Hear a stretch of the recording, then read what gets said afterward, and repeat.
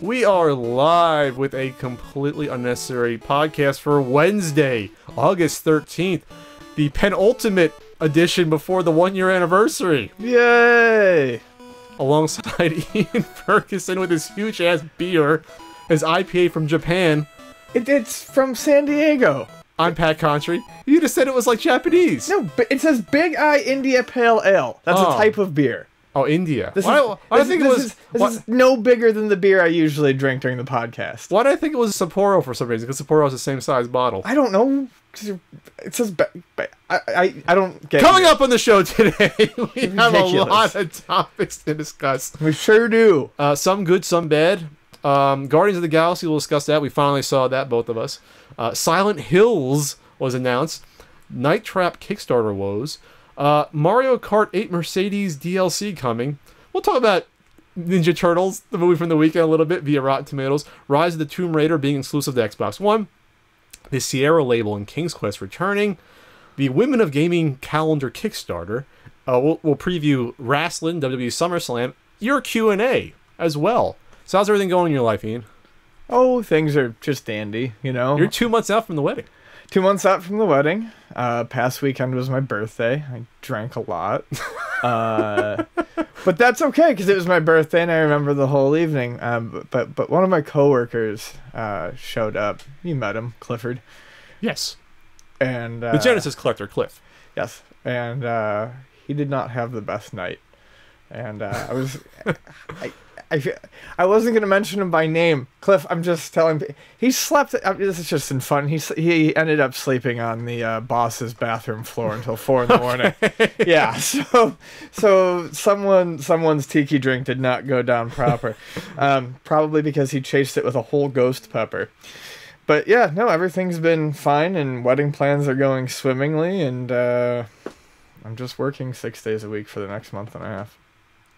Does this count as work? No, not. This isn't work. This is fun. This is Times with Pals, yes. We launched our Patreon. We did. On Monday, patreon.com/pixelsickle. I'm glad you made it a nice name that people can easily... PXLSICLE. Yes. There's no I. We'll post it up on the punkeffect.com and elsewhere. So we weren't sure like what sort of rewards to do at first. We decided that people always ask about why can't we see the whole podcast in video form, and I was always not comfortable putting that on YouTube for various reasons. So that's a perk. If you want to support us, that's something you can get something out of it. You can get 6 hours of video a month from that direct. Pat didn't want to do it, but I told him that if we didn't, it would show the fans we weren't listening, and we might as well just scrap the whole Patreon. Yes. But there's also like Ian's writings are on there. See, writings you can't put on YouTube, at least not yet. And there's also a tier that if you don't want to watch, if you don't want to pay to see the entire videos, you can see portions that do not make the cut for YouTube that we think are either unimportant or uninteresting or just throwaways. And also, I'm gonna put ones up on there before YouTube. I'll put a couple up on YouTube before you get, so you see them early. So there you go. And then the other ones are just for sponsorships. They're not anything else besides a sponsorship. So if you want to like basically like a radio promotion ad, you know, that's what those are for. The same way we do for the NES Marathon, because I have gotten emails in the past for people wanting to sponsor. So I think that's an easy way to take care of it, is just putting it on there for people to see. Yeah, we hope that people are happy with what we offer, mainly because the biggest thing people have asked for is on there, and I think it's reasonable. We really tried to make sure that everything we were doing was reasonable. Pat and I had actually sat down and talked a couple of times about doing, making weekly podcasts a perk, but it's just not something either him or I could commit to right now. So if you see something that's missing that you thought looked like it was a shoo-in, please understand we're doing it because we don't want to disappoint you with Patreon goals that we can't meet. Yeah, and plus, honestly, if we did the podcast every week, it'd be watered down. It'd be half the topics, because a lot of times these topics come from the day or two before the podcast. It's just been working that way. The Girls of Gaming calendar topic that we have for this week came literally like 30 seconds after we shut down the podcast last week. How we or discovered 2 weeks ago. Yeah. And so they wouldn't be as long. I wouldn't be as energetic because I think it'd become more of a drain on us doing it every week, honestly. Right. You know, unless it became like this became our full-time job, or then hell, you might as well do it every day. And then plus, I hate to say it, we discussed it. We'd have to talk about stuff outside of gaming and outside of movies and culture, stuff that people might not want to talk about. At least Ian, like current events and politics and science and stuff like that. That I have no problem talking about. But Ian says he really doesn't want to address stuff like that in a podcast. I warm up a little bit more in pop. I've warmed up a little bit more to politics. I mean, my views on certain things like feminism have probably come through in other topics. That's more social, but I hear you. But yeah, I mean, social, political. But then it's also like Pat and I would have to coordinate things that we do, such as Pat would have to start reading a number of monthly comic book series if we're going to do comics. Like at the very least, we'd have to keep up with current events every single day and mark stuff down and sports. And then people may not want to listen to that. Our core audience may not want to listen to us talk about politics or social issues that much, even though we do touch them, or even comic books. There are people. The whole point is that we try to gear this podcast towards what we think. Not everyone's going to like wrestling. Not everyone's going to like comics. Not everyone's going to like certain movies. But we think we're going to get a nice cross section of the audience, and that's how we do this for almost a year. Oh my God! Yeah, Jesus Christ! We didn't miss a single episode. And for anyone that's complaining about the rewards, I think they realize that the sort of the goals. If anyone complains about the goals, this isn't an Indiegogo. It's not a Kickstarter. The goals isn't what's looking to be funded. That's just what the money can be used towards. Right. It's not an Indiegogo or Kickstarter. When you're a patron of the arts, you're giving money to the quote-unquote artists to use as they please. It's not necessarily to get something back, or it's not necessarily always set goals. And that's what I understand. That's where Patreon comes from. It comes from being a patron of the arts, if you call this art. So obviously, any funds go towards direct support, but also yes, any upgrades like the stuff you see here, right? Or we're going to upgrade the video quality of at least one camera. By the next podcast, you will see improved video.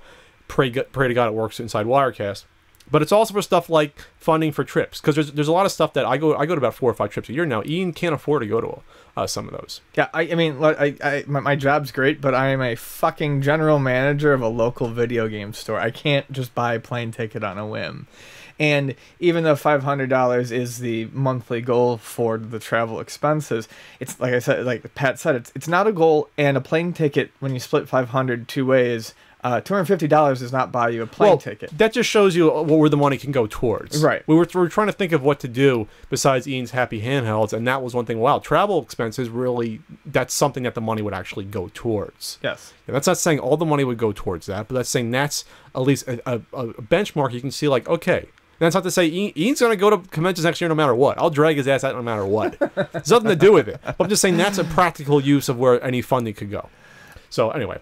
So if you don't like the idea of it, you don't have to give to it. We're not the amount of content's not changing. The actual audio download would be the punkeffect.com or Stitcher or iTunes will always be there.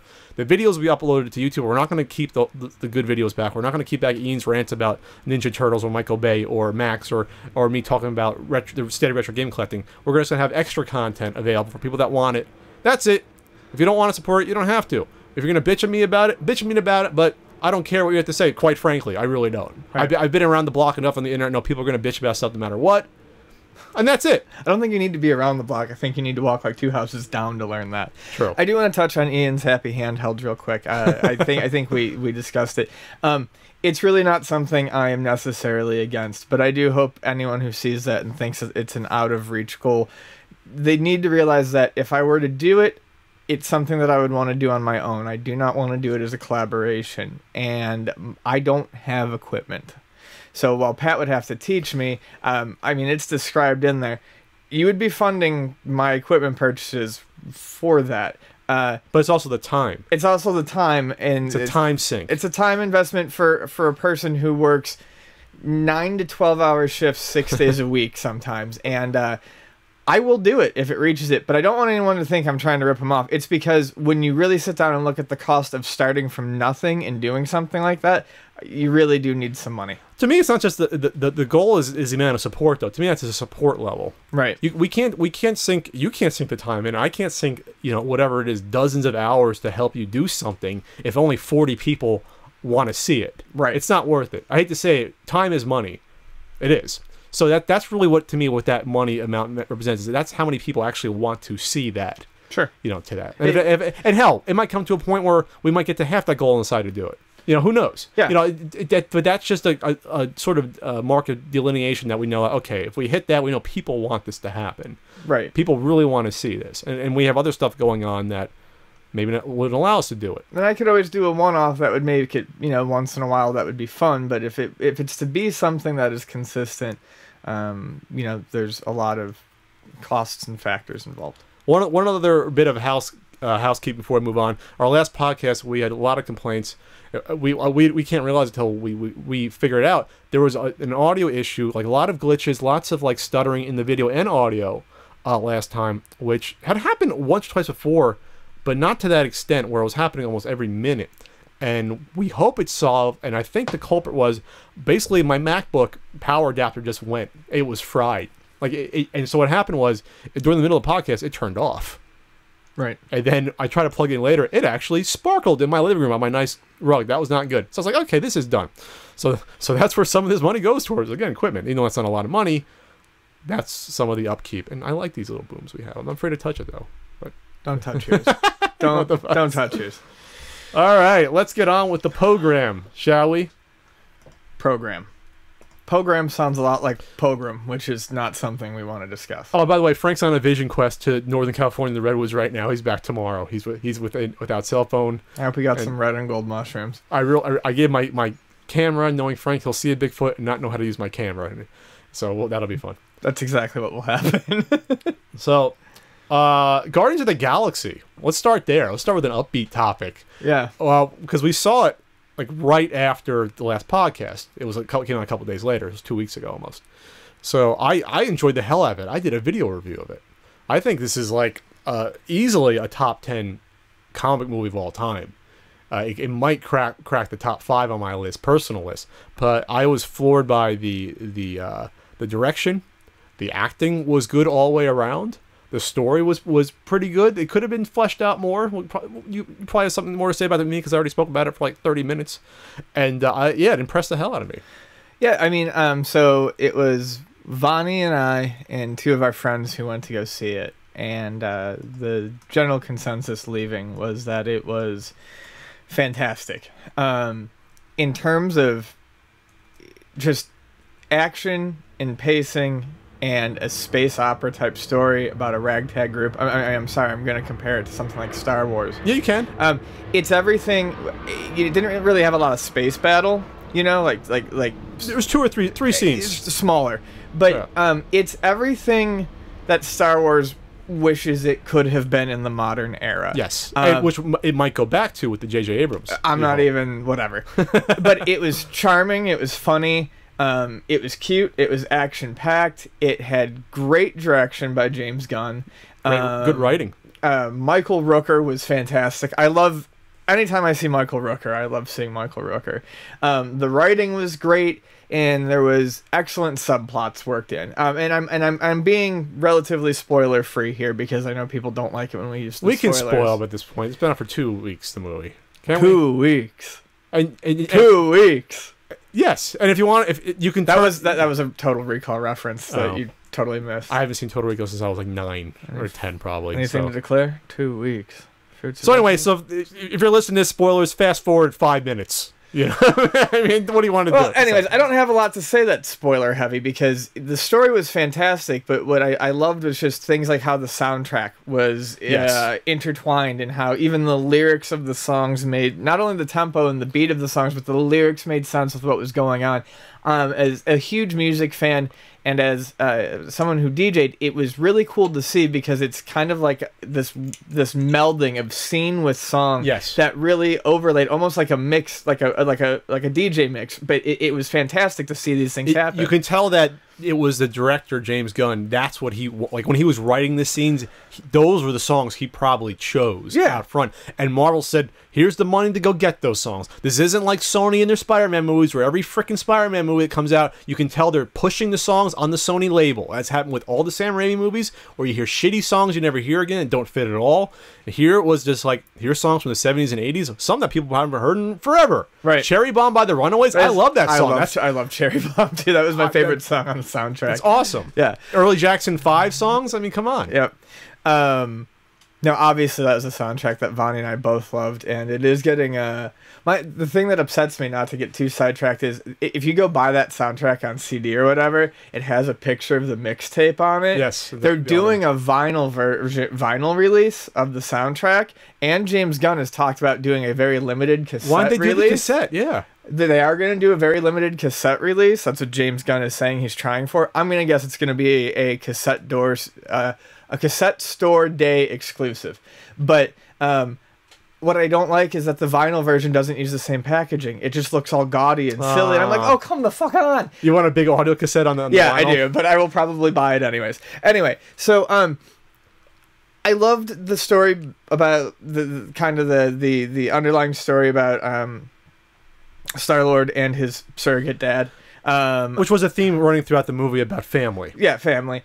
And I really thought something that really surprised the shit out of me was good old Dave Bautista. Holy crap. We gave him a lot of shit for early in the year in his wrestling ability. Because he sucks as a wrestler, but I gotta tell you, I loved his portrayal of Drax the Destroyer. Like, he was very good. Fantastic. He was hilarious. He was poignant when he needed to be. And dude, I'm sorry, cut out of wrestling. Go do more movies. You were fun to watch in an action movie. I would watch another action movie with your name on it. So that was great. I don't know. Minor spoiler. Because Vonnie went into it without knowing. When Thanos appeared, Vonnie squealed and grabbed me. Like, she was just so excited to see Thanos on the big screen, and I was too. But yeah, I don't know. It was my biggest qualm with the movie was this: it was paced very well, fast paced, not a lot of filler, kind of like Winter Soldier, and that was a compliment for me in Winter Soldier.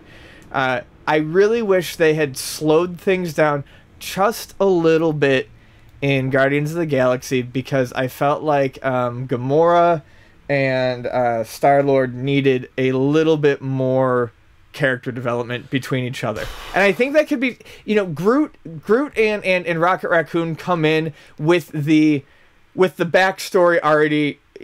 They've already got a story to them, right? And Drax works his way in as this guy who gets into a fight, and then they become pals. But there just wasn't a whole lot of setup to the whole Gamora and Star-Lord thing. I think she's an okay actress. What's her name that plays her? I don't know actor or actress's names very well. Thanks for bailing me out. You're welcome. She was in Avatar. She was in the Star Trek movie. She's a pretty good actress. Now I have to look it up because I feel like a fucking idiot on the internet now, not knowing her name. But I thought it was good that you think the story would take a turn for the ordinary with the romance, but then it doesn't, which is very refreshing. It is. Because I hate movies where the romance is forced in. Especially when you always are we that empty that we always have to see a romance between characters in all these films? So I was happy that it didn't turn that way. It's not that it was it wasn't the lack of romance that upset me. It was just the fact that this is the first character he really meets when the movie cuts in, and they don't. Zoe Saldana. Yeah. Zoe. And I just didn't feel like they did a decent job initially of. I don't know. The group to me didn't really gel until about 2/3 of the way through, and I felt like they could have. I thought it's a minor gripe. I just wish that they had there was more exposition on them becoming a tight-knit group. Well, they became sort of tight-knit as they learned to trust each other in the jailbreak scene. Sure. That's basically where it happened. Which was an excellently staged and written and executed scene. You had total chaos. You had humor in I got his leg. Yeah.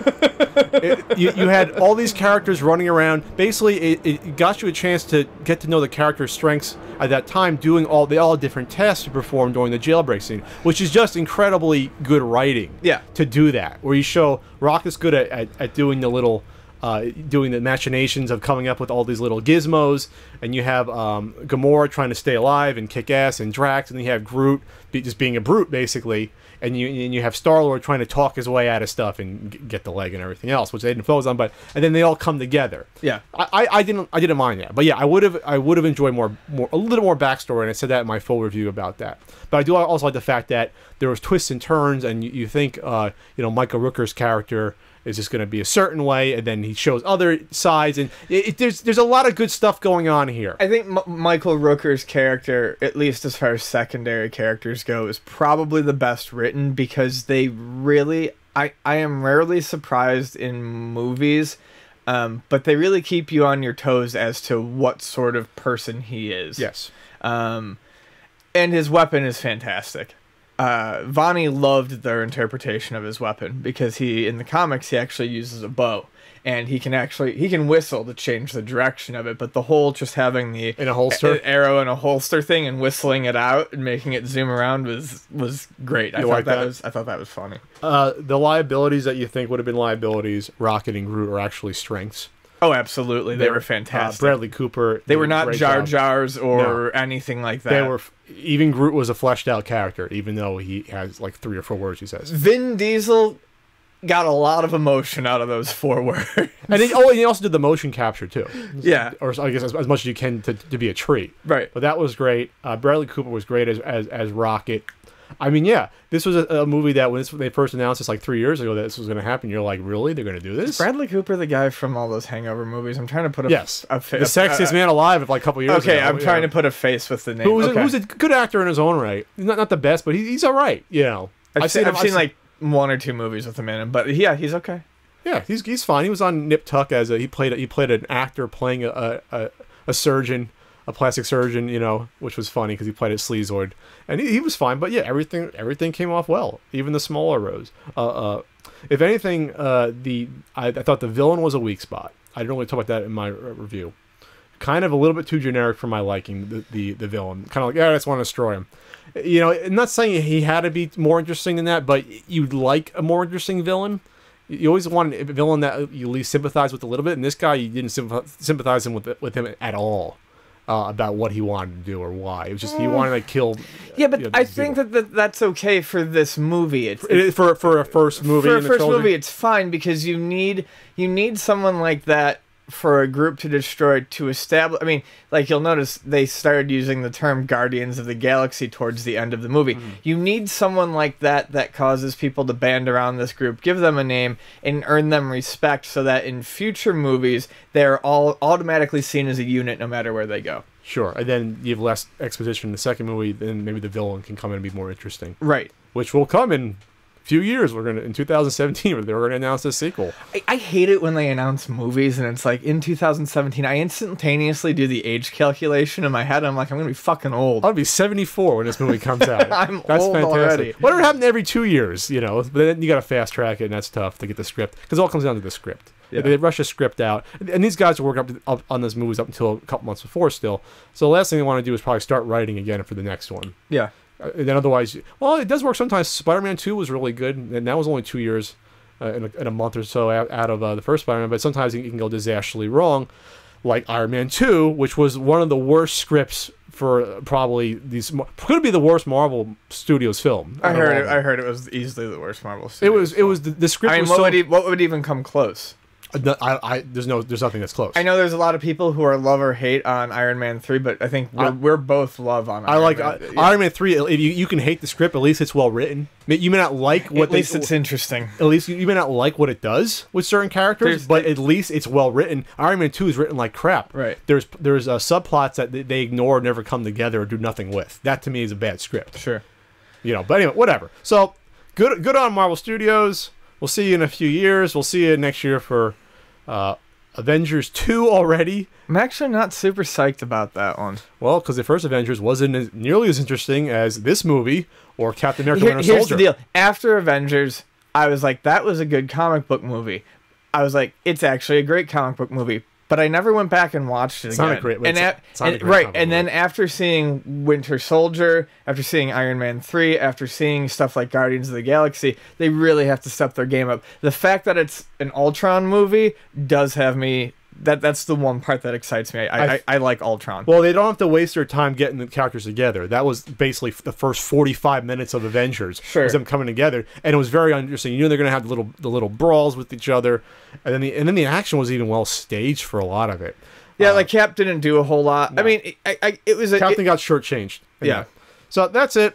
That's our Guardians talk. Too late. If this is weekly, we could have talked about it right afterwards. We don't care though. So, on a more sour note, Robin Williams passed away. And just your little reaction there showed that was the world's reaction. Robin Williams committed suicide a few days ago. He was under supposedly severe depression in the past, I guess, weeks for people that were close to him. And this one hit a lot of people a lot worse than I figured it would. Because we're at the point now where suicides and people ODing, it's happening a lot, or tragic deaths. But this one, it just comes, it's more tragic just because Robin Williams is a guy, I hate to say and I'm tired of saying the last guy you'd expect to do something like this, but he's the last guy you expected to do something like this. Then it happened, and a lot of people were just going nuts about it, especially comedians. Jim Norton, who's a really good comedian, he's been on the Jay Leno show, he's on Opie and Anthony, really hit him hard, like really hard. Because to him, Robin Williams was a guy that went on his way to be nice to everyone. He was one of those guys that when he showed up he still worked out material sometimes at comedy clubs. He'd show up, and when he talked to other comedians, he wouldn't talk down to them or try to make himself the center of attention, even though everyone at the table knows, holy shit, this is Robin Williams. He was a guy that just wanted to be part of the group and, you know what I mean, not put himself above. That's the type of guy he was. According to everyone that knew him, he was just so giving and so that's why a lot of people are upset. Even a guy like Bill Corbett, who was Crow on Mr. Science Theory, the second Crow, and Riff Tracks, a guy that his Twitter feed is always jokes. There's never anything serious. He comes out, I was shocked to see it, he comes out admitting from this his own depression and his own struggles with depression because of Robin Williams dying. That's how much this has hit people more than usual. And it's just sad. I mean, I'm tired of talking about people dying like this. That's the only thing I can say. Like, what else can you say about something like this? I guess that's. I have to be careful how I word things, or else I'm not going to make it through the segment. Robin Williams, as an actor, was never someone that I particularly followed. Although I did sure as shit love Mork and Mindy when I was a kid. Oh, yeah. That was a great one. But as an actor, didn't particularly follow him. As a comedian, I thought he was pretty funny. I found him very unique as a person. Here was a guy who didn't worry about what other people thought was interesting or cool. Mm-hmm. He named his daughter Zelda after Princess Zelda.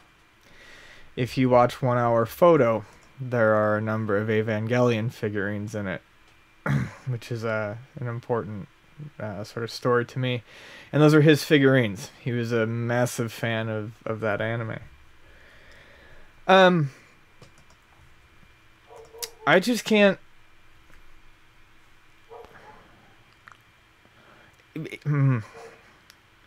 Maybe it's things in my life over the past 6 months. I can't talk about suicide anymore. I can't do it.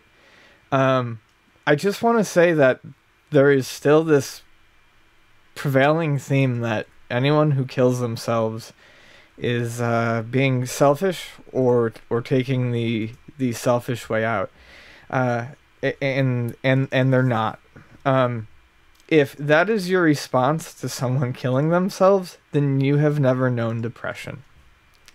Because here was a man who had people around him at all times that loved him. Here was a man who had money. Top of his game. A man who had respect. A man who could have had anything he wanted in his life. And what he wanted most in his life was to end it. That goes against basic self-preservation. So when you have a friend who is depressed, please don't tell them to cheer up. Just be with them. Don't point out all the good in their life, because you're just going to make matters. You're going to make them feel even shittier, because they know what they have in their life that is good. And when you point that out, when you rub in someone's face everything good they have in their life, they feel even worse, because you have made them feel like they are not appreciating it. And it's not that. This is a disease. It is an illness. It attacks your brain and your body, and it makes you think in ways that you shouldn't think. So I can't keep asking for open dialogue, or I can constantly keep asking for open dialogue on this every time suicide comes up. If you need someone, ask for someone.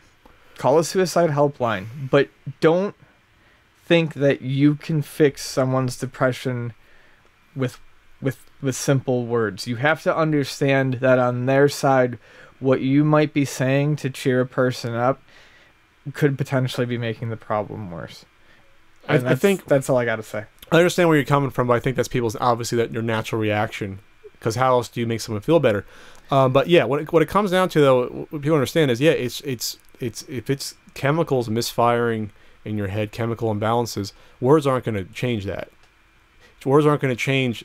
Basically, how you're interpreting stimulus is totally not wired like the way it should be. That's what a lot of this happens. So with Robin Williams, I think it's also compounded by the fact that, according to a lot of people, and it's well known, he was a drug user for a long time. He was a substance abuser, and he was clean for a very long time. Supposedly, he was clean for about 20 years, from about the mid-'80s up until, I guess, around 2005, 2006. I've been seeing reports. And then something happened where he fell off the wagon. And so you compound substance abuse problems with depression. That's tough. That's really tough. And there are people that, fortunately, I was never the type of person that got addicted to alcohol or any sort of drugs with that sort of addicted personality. But I can understand how difficult that would be. And compounded with depression. And I mean, he had a loving family and a loving wife. And yeah, it gets to the point where your mind doesn't matter to you anymore. Which, again, it's a big shame. Big shame.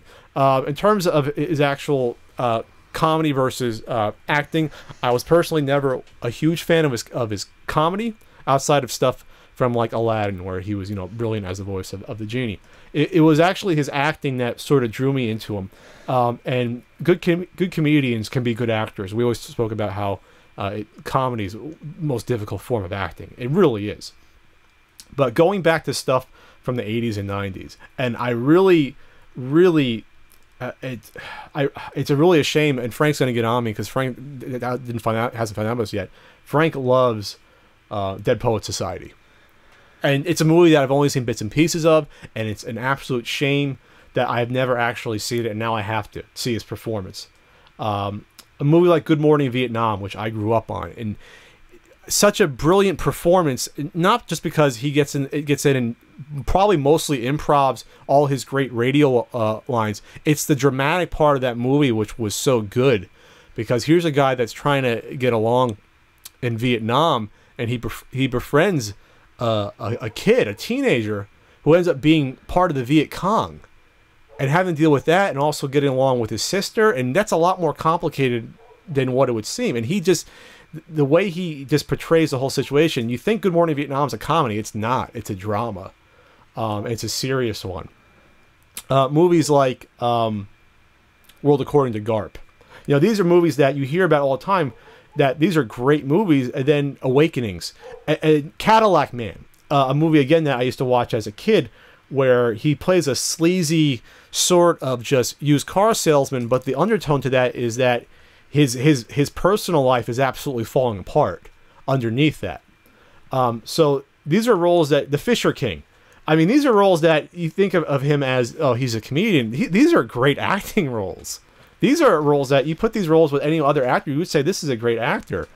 Outside of even stuff like Mrs. Doubtfire, outside of stuff like Jumanji, even great performances in movies like Birdcage that I saw in high school. You know, these are just great acting performances, not even comedy.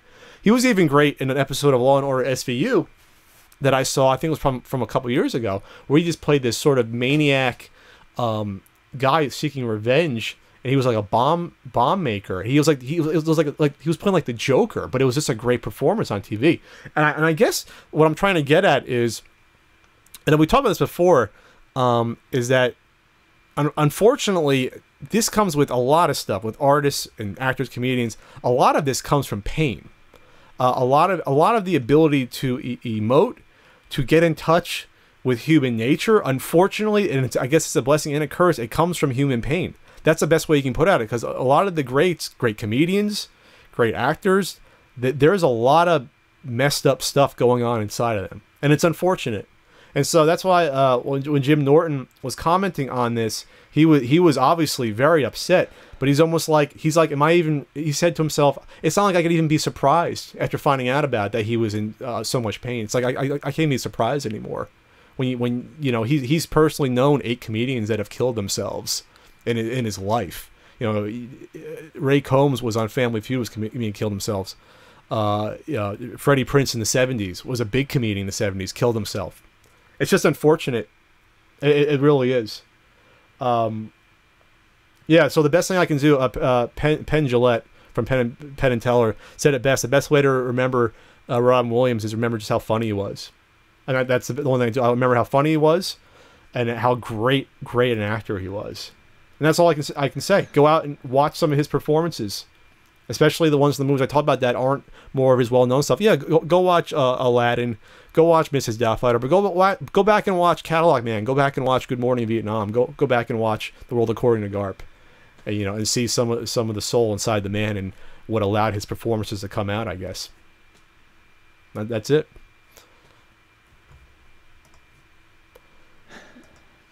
All right, you want to take a short break, or let's move on to what's next? I don't care. Just go. All right. It's always hard to come back from something like that. This was a surprise. Here's some bullshit about a video game. Yeah, right. It's inconsequential. but it's why we're here. Silent Hills, plural, was just announced in a kind of a really cool way. It was hidden inside of a demo for. It's not hidden. They released a demo. They announced they released a demo called PT.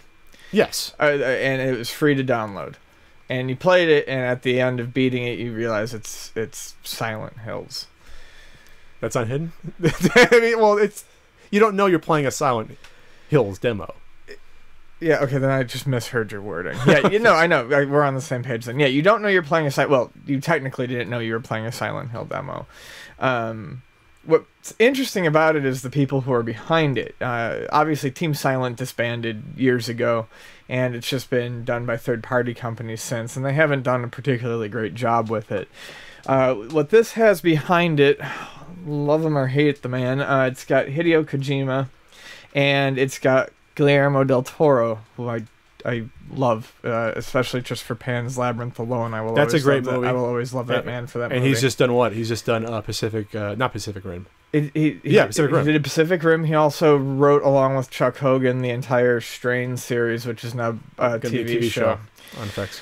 So these two people behind it, plus Norman Reedus, this is following in the tradition of using real actors like they've done before with Ellen Page and the one guy I love from Mad Men, but I can't remember his name, that they did in L.A. Noire, where they're actually getting a real actor to mocap and get all the facial textures and stuff and Kevin Spacey coming to Call of Duty. Call of Duty. So they're using Norman Reedus, who is a very good actor. And Daryl from Walking Dead. Yeah.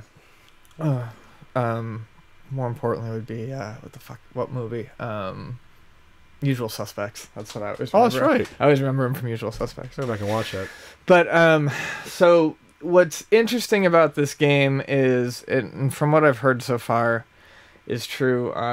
It's supposed to be very scary. Every game says it wants to be very scary, but Hideo Kojima said that in video games there is this kind of unspoken rule with scary video games where you can make them scary, but you can't make them too scary, otherwise people aren't going to want to play them, or they're going to stop playing it, they're not going to go back to it, and they're not going to buy your sequel. You think so?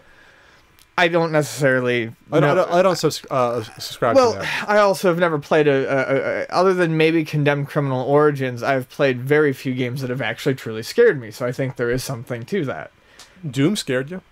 Yeah, Doom did scare me, but Doom scared me not enough to stop me from playing it. Okay.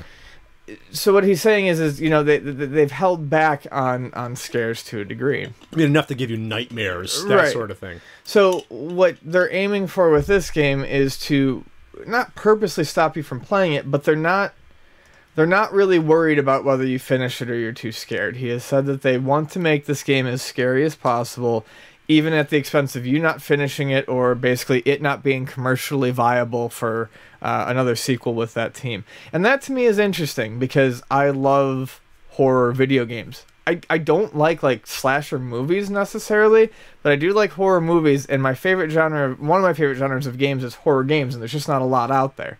So I'm very interested in it. From what I've heard, the demo is very good.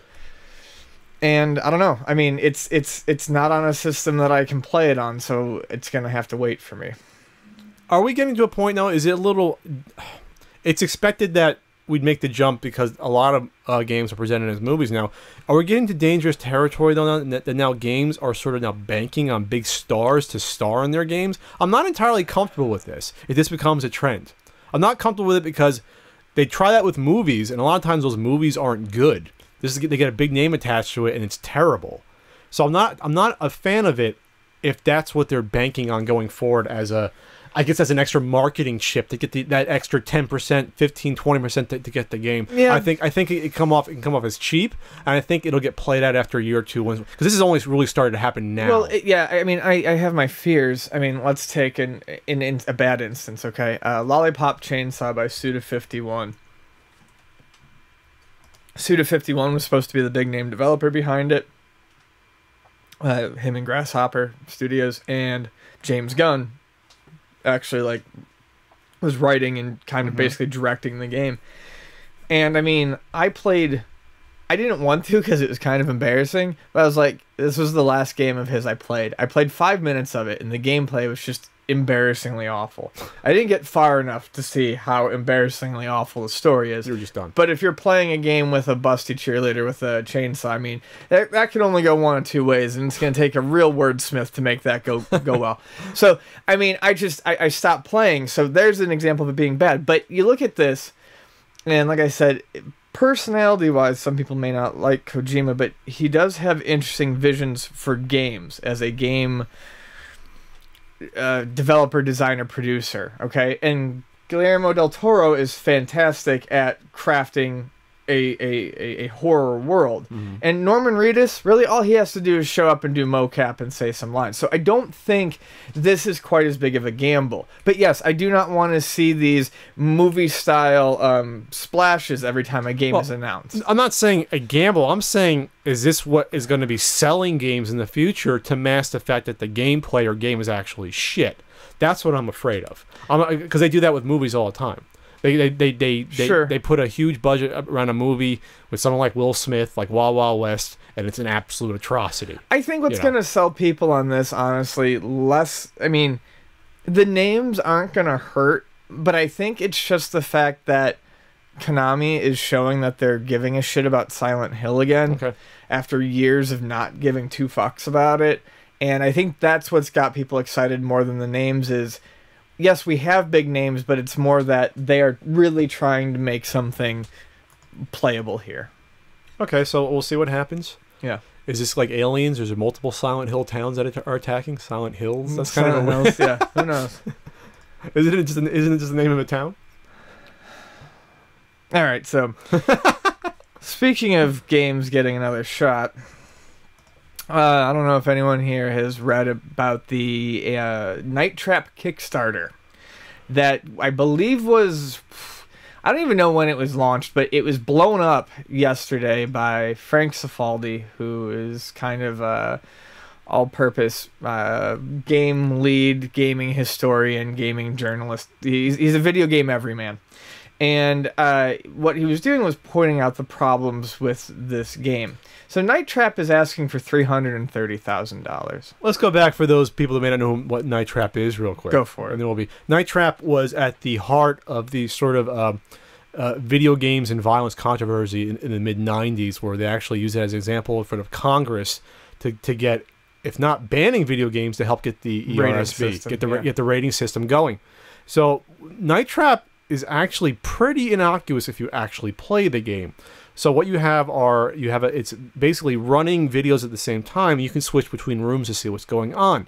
And there'll be events that you can skip or watch certain things in certain areas of the house. And the whole point is to trap these sort of like almost leech-looking guys that are hobbling around by activating traps in rooms. If not, they can capture members of the people in the house.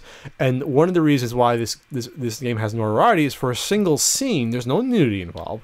There's no grotesque violence or gratuitous violence. It's a girl in a nightie in the bathroom who gets attacked and dragged away by one of these guys, and the violence really occurs off screen. And from this simple scene that by today's standards you see heads getting chopped off in video games every day, that's what caused such a stir in the mid-90s.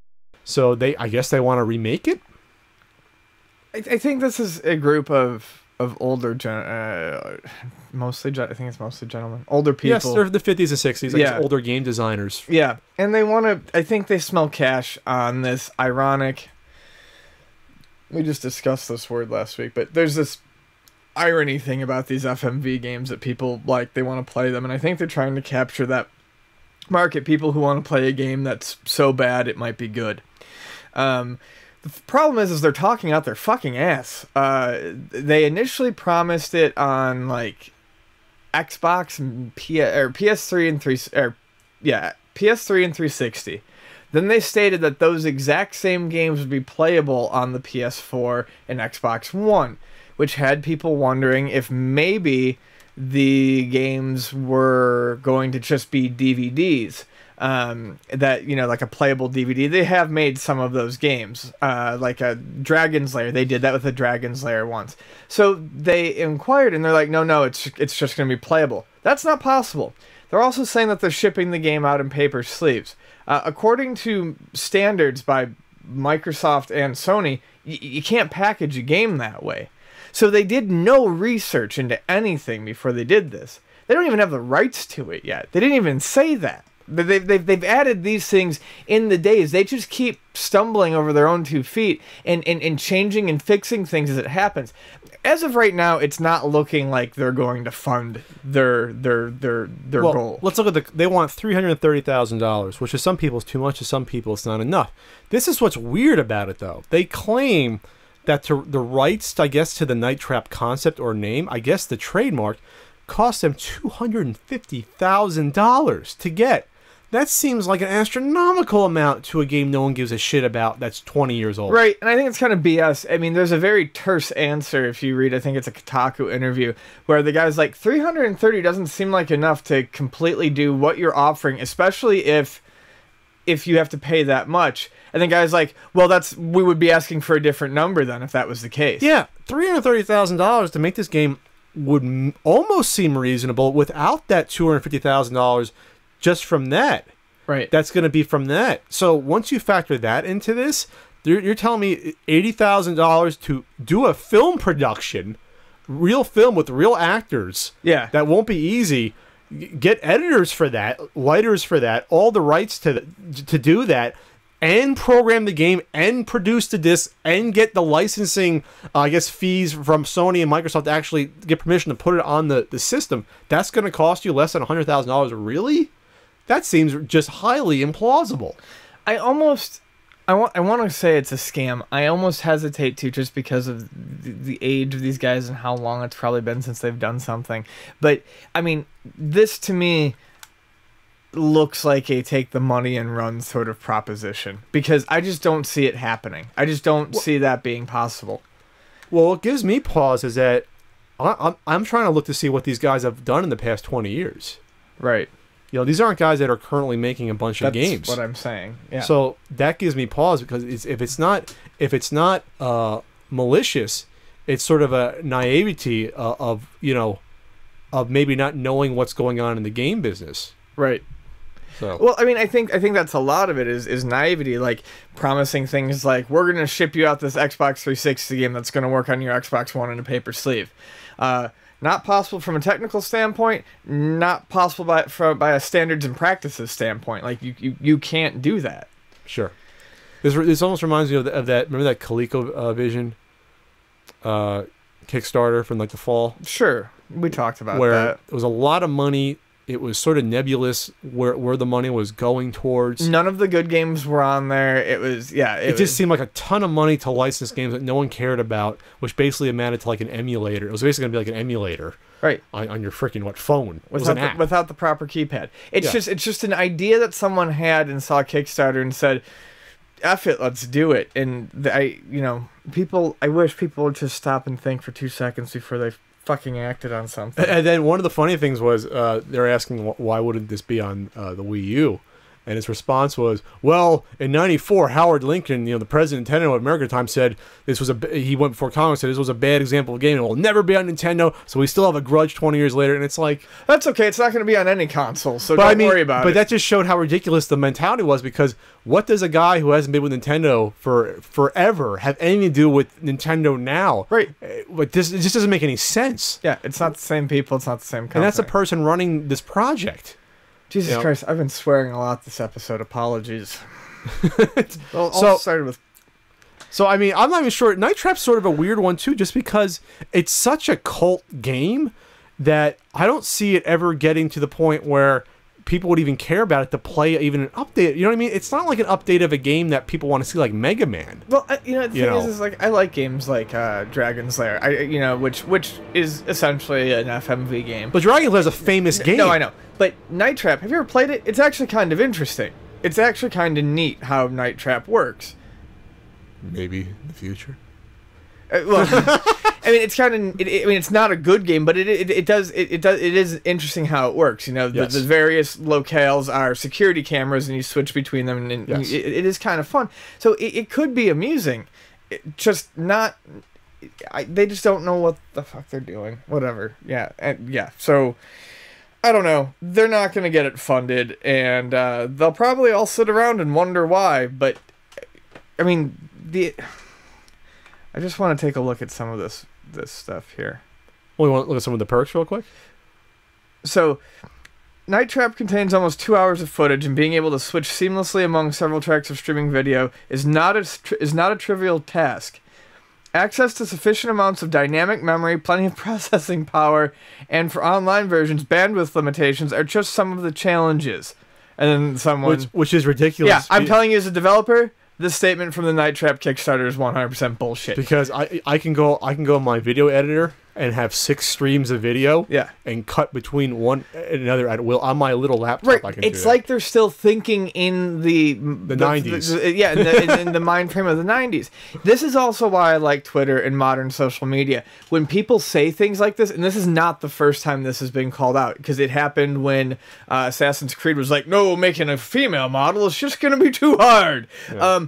You get all these other developers who are like, no, bullshit. It can be done this quickly, and I know because it's what I do for a living. So that's kind of nice, too. Yeah, I'm trying to find information on the page about the people that are involved with this and what they've done, and they don't really have that information here. It doesn't tell you, like, who's actually doing this. And that's what to me, just the co-creators. It says, the co-creators are there of the original Night Trap. Yeah. Oh, here it is. Yeah, they worked on all those really bad Sega CD games like Slam City with Scottie Pippen, Corpse Killer, Prize Fighter, Ground Zero Texas. So I'm trying to find games in the past 20 years that they've worked on. And that's really it. So these are the guys you're going to trust it to that haven't developed a game in like 20 years. Just about. That's a shame. Because this is what gives Kickstarters a bad name. And Indiegogo, and any sort of crowdsourcing are projects like this. Alright, so we're not going to see the Night Trap remake. Oh, well. But you know what remake we did see? It's not a remake.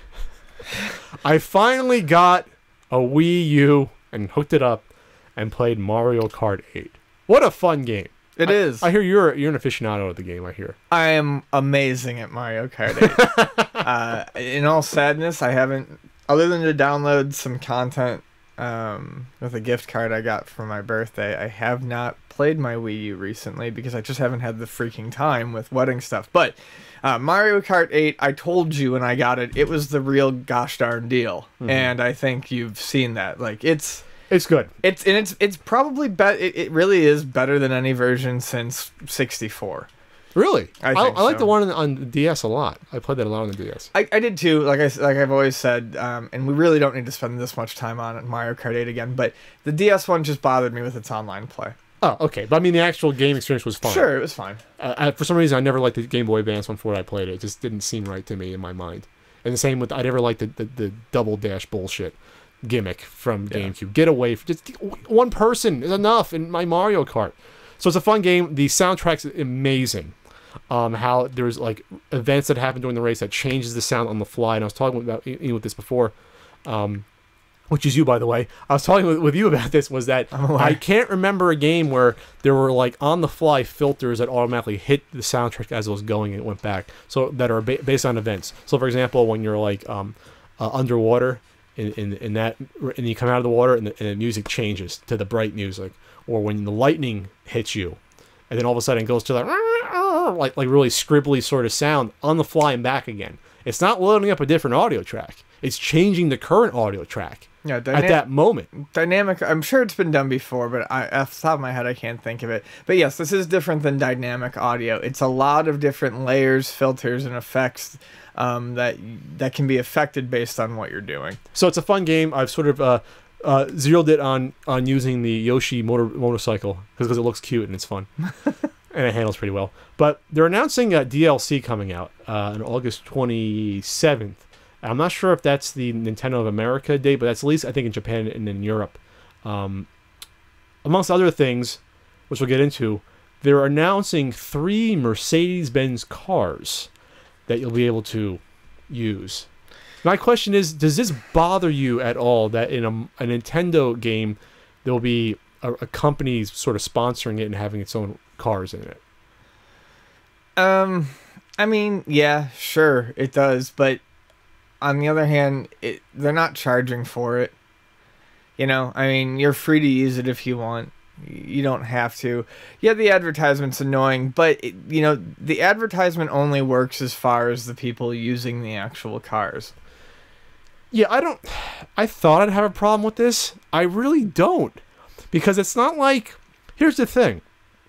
When you're playing Mario Kart, unless you're in the kart, you don't have time to even notice what the other karts that are being used. The action's so quick. Well, you can't really even focus on it at all. A lot of people love to use the replay editors, which are fun. But yeah, during the actual game, you might briefly notice, oh, that guy's using it, the Mercedes, or she's got one of the Mercedes, but it doesn't matter. Yeah, it's not like they're going to be posting Mercedes billboards in the game. That I think I'd have a bigger problem with. And it's also, it's almost like, it almost feels like, I'm not sure about the details of this deal, but it almost feels like this is part of something larger. It has to be, because I'm not sure how many Mercedes are going to be sold from kids, teenagers, and young adults playing Mario Kart. They're not going to go out and buy a $40,000 to $50,000 car just by seeing it in a video game. So from that perspective, it doesn't bother me, because this is the most ineffective advertising you can possibly think of. Your target market is all wrong. Yes. This is a luxury car that, is upper middle class at least, and they're not making their decisions based upon a video game if they're buying it. They're just not. Yeah. This isn't like having a Datsun in the game, or a Toyota, or a Honda. I want to play a Civic. Well, it handles well on Mario, so I'm definitely going to buy this car for my winters in Buffalo. Yeah, the more I think about it, it's just silly. It's just a silly, silly thing. Right. It's silly, and it's stupid, and it's free, and whatever. If you're getting upset about it, there are far better things right now that you could be getting upset over. The other parts of the DLC, though, I'm actually interested in, because these are real improvements that are coming to the game. I want leaderboards on the gamepad. Well, let's talk about what we have. Drivers will now have the option to display the course map on the TV screen during races. That's a cool thing. That is, I mean, everyone who played the game with me when it first came out was like, "Where's my map?" Yes, because I hate to say it, when I first was playing the game, I was getting destroyed because I didn't know the twists and turns coming up on the map. Yeah, it's hard to switch back and look real quick. That is a cool option. Users will now be able to check out statistics such as their total number of coins accumulated, win-loss record from online play, and their most frequently selected character overall. That's pretty cool. Any sort of stat tracking I get into. So and it doesn't take that much effort to do it, and they're putting it in. Yep. Users will be able to change options of other Mario Kart TV downloaded highlight reels, such as changing the focus to a new character event. Oh, that's neat. So basically what that means, if you haven't messed with Mario Kart TV much... I haven't. Say you check out like a Mario Kart TV, right? And it's focused on the first place player, but you think the second place player is doing some cool stuff or is doing a shortcut you haven't seen before. That means you can take someone else's basically crafted replay clip and then change it. You can change the slow-mo, change the focus. So you can take their clips and screw around with it and get a different vantage point. Maybe not something I'd ever use, but it's just kind of wacky, and it's neat that they'd include it. The order of the menu, this was such a thing that bothered me when I first played the game. The order of the menu after each race will be changed to next race, which is then followed by watch highlight reel. Thank you. Yeah, that bothered me just because it was so inexplicably weird that after each race, you had to wait, press down to click the next. It's just a little thing that just bothers you that they could fix so easily. And thank you for... That'll save me, in the grand scheme of life, 34 seconds in the rest of my life that I'll never get back. And while it's a simple thing, it shows that they're listening. Yeah. They figured, they probably didn't realize at the time, because maybe when they're testing it, they want to watch the highlight. But overall, most people don't give a shit. Right. You know, when they're playing single player, they don't watch their own highlights. So why would you do that almost? Unless it was a really cool race. It's like masturbation. You watch your own highlights in that? Yeah. Yeah. The game will remember the most recent customized kart settings that were selected. That is cool. Is huge. Because that happened to me like a few days ago. I was like, what the hell kart did I select that I forgot the details of what I selected. I honestly did. That's a little thing, again, that thank you for putting that in. Yeah, because I switch between like 2 or 3, but when I pick one, I usually go with it for a while, so that's nice. Even if the system was powered down, you don't remember it. That's nice. Cool. Improvements to stability of connection and online play to enhance user experience. I've dropped off about a handful of times out of a lot of races. It's been pretty good overall. I was going to say, here's the cool thing. I'm happy to hear it. I have put that game through its freaking paces online, and in the 2 months that I've owned my Wii U, have had 3 online disconnects. That's pretty good. You have to understand that since I got it, probably the 3rd day in, the majority of my play has been online, and only 3 disconnects. So, that's awesome. How far are you from your router, would you say? Not far, honestly. Because I'm about 40 feet, 35 feet, I'd say. I'm honestly only probably like 10, 15. 35 feet, I'm going through about 4 walls. So, with that said, I'm happy that my disconnects, well, they're probably a little more frequent than you. I'm happy with it. I'm also happy that, like, the races don't really have, like, lag, it seems. They figured that out, where it's not like... The races don't, like, stutter. It's pretty smooth. They figured that out somehow with the net code. Right. You know, to compensate or whatever. You don't notice that you're playing... You know what I mean? You're not noticing you're playing online. It's not like playing... It's not playing like a game of, like Wolfenstein or Doom from like the 90s where like guys will jump all over the place. Or Danny Sullivan's Indie Heat. Or Danny Sullivan's Indie Heat, which would have made sense if it was you wasted our Danny Sullivan's Indie Heat reference on that. It had to get in somewhere. Now you know why I'm the one that chooses it. F you. I'm the one that chooses it. We should do Danny Sullivan approves the CU podcast shirts. That's what we should do. First episode of Geek vs. Geek, if it gets funded, is Danny Sullivan's Indie Heat. Well, that'd be a quick 5 minutes, but yeah. We could just play it over and over. So yeah, Mercedes, I think it's fun, it's goofy, I don't care. It's to me, it's almost as important as the Atari Denny's promotion, which I love. I'm not really going to spend a whole lot of time on this because we have a ton of shit to get through. As a matter of fact, I think we might have to cut that last one off. We'll see. But yeah, so Teenage Mutant Ninja Turtles finally got released, and what a fucking surprise. It got about what I expected it would get in terms of Rotten Tomatoes reviews, 20%. 20% positive. Out of the average rating was 4.3 out of 10 for the average rating. The audience, and here's the thing, usually like a movie with like a name like this that gets bad reviews, the audience rating is usually much higher, and 62% audience rating is pretty Slow, you think? freaking dismal. So that leads me to believe that maybe it was right then. Here's the thing about Rotten Tomatoes is that it's an aggregate score and rating of aggregates are kind of rough. I don't necessarily love them, but the consensus of the critics, they usually have a line or two. It's usually pretty damn accurate because they are taking 100 or more opinions, put them together, and this is what the average. So the consensus of Teenage Mutant Ninja Turtles, which means is that they basically said, what's the overall tone of the message of all the critics, put into a blender, mix it up, pour it out into a little glass. Neither entertaining enough to recommend nor remarkably awful, Teenage Mutant Ninja Turtles may bear the distinction of being the dullest movie ever made about talking bipedal reptiles. So I'm going to touch on it real quick. Neither of us have seen it, by the way, so you can get honest for that. Yeah. By the way, I mean, it doesn't actually bring me joy to see a Ninja Turtles movie get a bad review.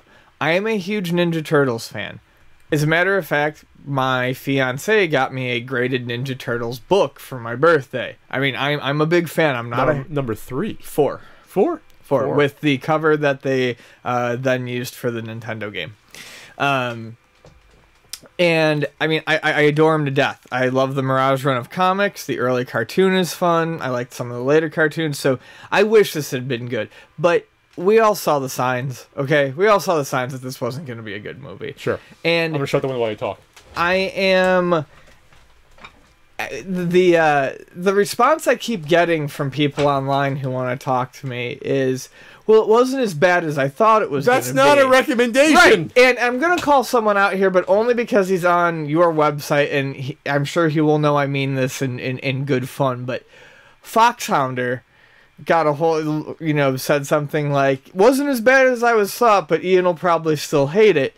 And it's like, dude, you gotta convince me with more than not as bad as you thought. Like, I can go watch any Ninja Turtles movie or cartoon or comic, and it's gonna be way better. Like, yeah, the Archie comics will be better. Yeah, I have no desire to pay $12 for not as bad as you thought. I do not see movies anymore and take a gamble. I don't.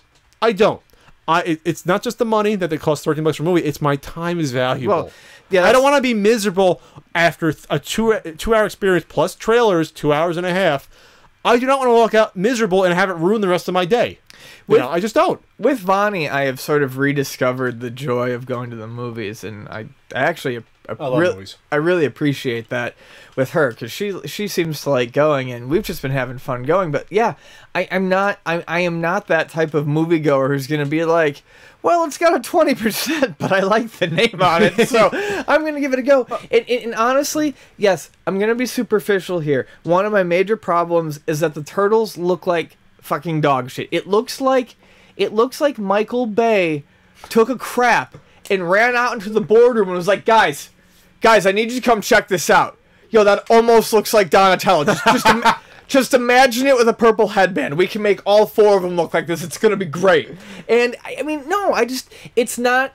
Look, to a younger generation, if they enjoy it, cool, fine. I don't buy that. I don't go on. I don't necessarily care because it's not marketed at me, but this is not what I remember. And I don't think a younger generation is necessarily going to like it. Part of the appeal of the Ninja Turtles was that they were kind of cute and friendly and funny, but they also knew how to kick ass. Yeah. And the stories were fairly developed. Look, Jesus, I mean, they talk about how this one has, like, no plot development. The first Ninja Turtles movie, people forget this. There's a whole long chunk of time where they go to a farm to regroup. Yeah, they talk, like, it's Casey Jones and Raph brooding, and there's no fighting at all. There's no fighting. They're like trying to learn how to be like a unit together and stuff like that, and it's fantastic. And this doesn't have it. And the only thing that people mention in the reviews that they really liked was the action scene. I guess there's there is the action scene where they're going down a snowy mountainside. But most reviews say you saw most of that in the trailers. So like, what am I supposed to care? I think it's a cop-out to say that this is geared towards kids. Absolute cop-out. No, because the best movies that are geared towards children are well-written, and appreciated by adults. Appreciated by adults, and they're the ones you remember 20 years from now. I fucking love Goonies. Sure. That's a kid's movie. It's well written. It's also an adult's movie. It's a yeah. movie. Yeah, exactly. But it appeals towards kids. Mm-hmm. When I was a kid, I didn't feel like, wow, this should be dumbed down towards me. There shouldn't be all different characters that have good dialogue with each other. You know what I mean? Never crosses your mind.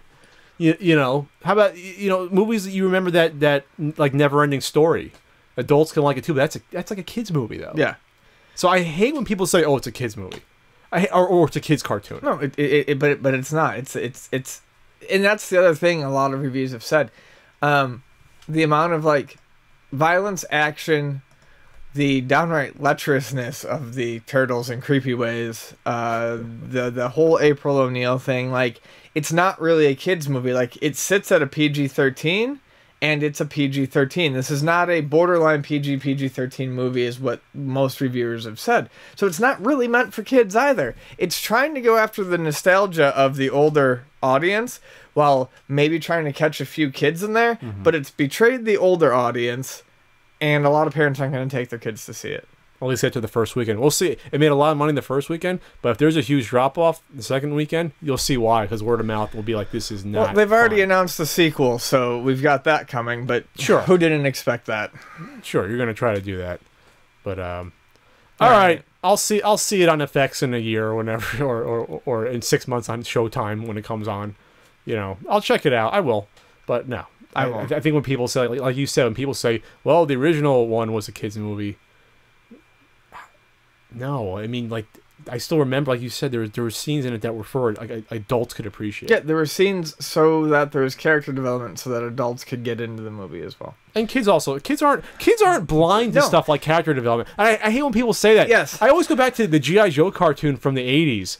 Was geared towards kids, but it was written that adults could understand it and get something out of it. Yeah, and I'm gonna keep You know. this brief, but it's kind of the same thing. Kids aren't dumb. No. When parents come in and go, well, my kid just likes SpongeBob, and I go, well, it's not a good game. Yeah, but they love the character.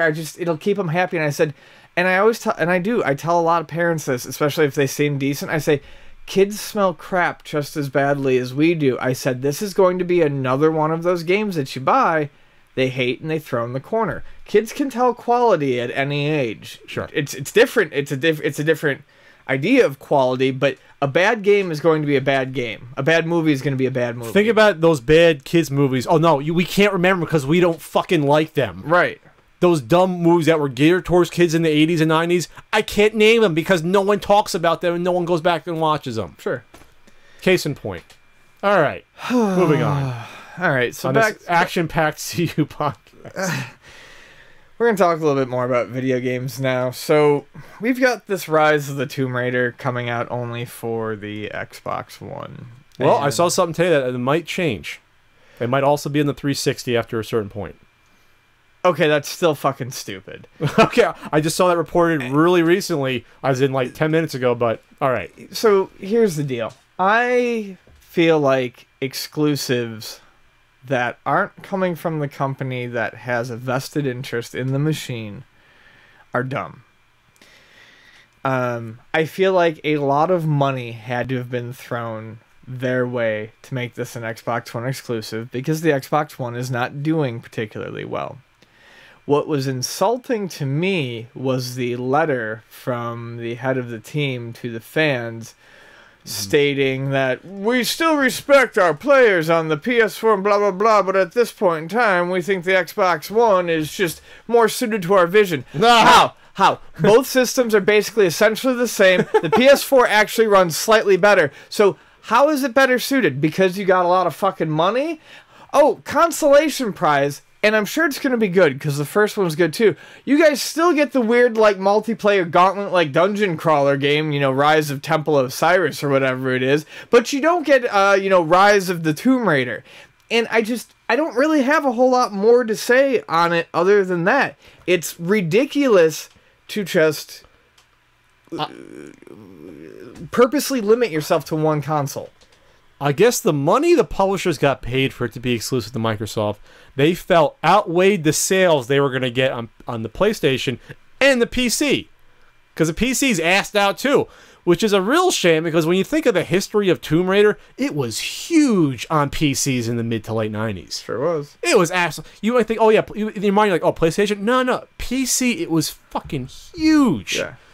You always saw those games come out the same day. At least when I went to Comp USA or Computer City, you always saw those weirdly shaped, Tomb Raider boxes. Yeah. You always saw that. I played it on the PC. I didn't have a PlayStation. I played it on the PC. It was a PC adventure game first. I mean, part of the reason it got so popular was after years of graphic adventures and things like that. It was, here's a console-style game made for PC. The first one came out on PC long before it came out on the PlayStation 1. But yeah, it's just, it's ridiculous. And I just find the whole tone, look, if you can't explain why your game is system exclusive without coming off sounding like a fucking douchebag, then don't. I like how he says, we consider you, this is, what was this, Daryl Gallagher, the Crystal Dynamics head of studios. We consider you all to be the lifeblood of Tomb Raider. No, you don't, because if you considered that, you wouldn't have, you wouldn't cut it off to like 10 to 15% of your audience. Right. The game. It doesn't make any freaking sense at all. No. So I mean, really, there's nothing more to say other than his mouth is full of feces and they are falling out every time he opens them. And this is, like you said, this is like a AAA title, right? This isn't a small. No, this is a big deal. When we talked about this initially, I thought you were just talking. I didn't even know that this was in the works. I thought you were just talking about the download game, which, by all means, the first one was really fun. My friend Art loved that one.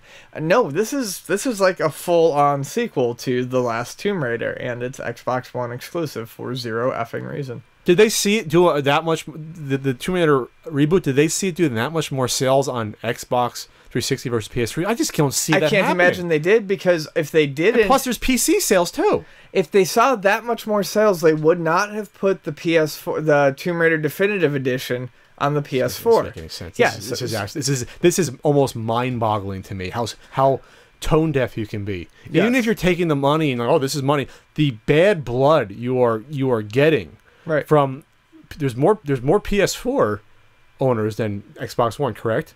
But there's also a hell of a lot more PC owners than Xbox One. I don't play Tomb Raider, but I'm not buying it anyway. Like that. I mean, that's how angry I feel about it. Like, now I have no interest in even trying because you're just being shitty to your fan base. Yeah, I don't get it. And plus, the worst thing about it on PC, no nude code we can download for the PC version. Oh, Jesus. No nude patch. So, mind-boggling. I hope the money's worth it. This is the worst thing I've seen happen in a while. And this isn't even, they didn't even say it's ever going to come out on a Sony system or PC. They just said it's exclusive. That's it. Yeah. It wasn't like 4 months later, 6 months, which is still bad, by the way, but at least you'd have a chance down the line. I bet you this is for at least a year or two. Well, it has to be. One thing I've learned about exclusivity is even if they say, like, not timed exclusive, oftentimes they can find a loophole to make it timed exclusive. But you've still already done the damage. Anyway. Speaking of damage, is it damage? I predicted this with the oncoming of all adventure games like Back to the Future. Aren't I supposed to lead on this? Don't care. Sierra, at least the label, is back, baby. Woo! Right, and you can get excited about that until it turns into the modern Atari. So, Sierra's back, and I got a little bit of chills when I saw the little, like, just the preview snippet of the guy approaching the mountain and the logo and all that. And they are doing another King's Quest game, which is cool. I am extra cautious when labels are brought back from the grave, because the label means a lot to a lot of people, but it doesn't mean that much to the people who are working for the new label. Or does it mean anything to fans that weren't around when the label was around? Right. Yeah. So there's a lot of ways in which this can go wrong, but I will just briefly say that it is nice to see Sierra again. It is nice to know that there's a new King's Quest game. I cannot physically get excited about this until I actually see something. I have to. I mean, because these are the games that I love. Space Quest is like my favorite series of games. You have to. Yeah, but this is it. No, but this is it though. Because if this isn't successful, you won't see a Space Quest game ever again. They're not going to give the rights up. The original creators of Space Quest did their own space game. Yeah. But it's not the same. They're trying to do a carbon copy of Space Quest though, but without Roger Wilco. It just. That's what we want. And Activision, at least they're not dumb enough. Activision shelved this brand for over 10 years. At least now they're at least trying to do something with it. Something's better than nothing. They've realized the past probably 3-4 years that adventure games come back. I'm hoping, Ian, come on, let me just go with this. They're seeing that there's a market for it. Leisure Suit Larry Reloaded comes out.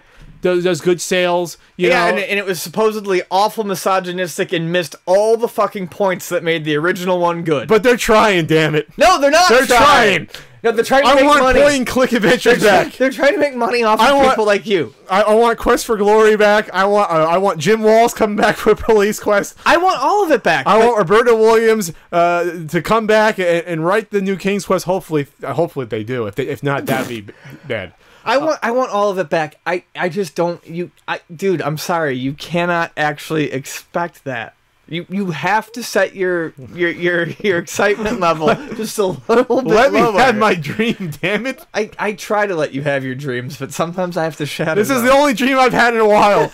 Let me have this one. All right. Because I predicted this day for about 4 years, and now it's here. All right, it's here.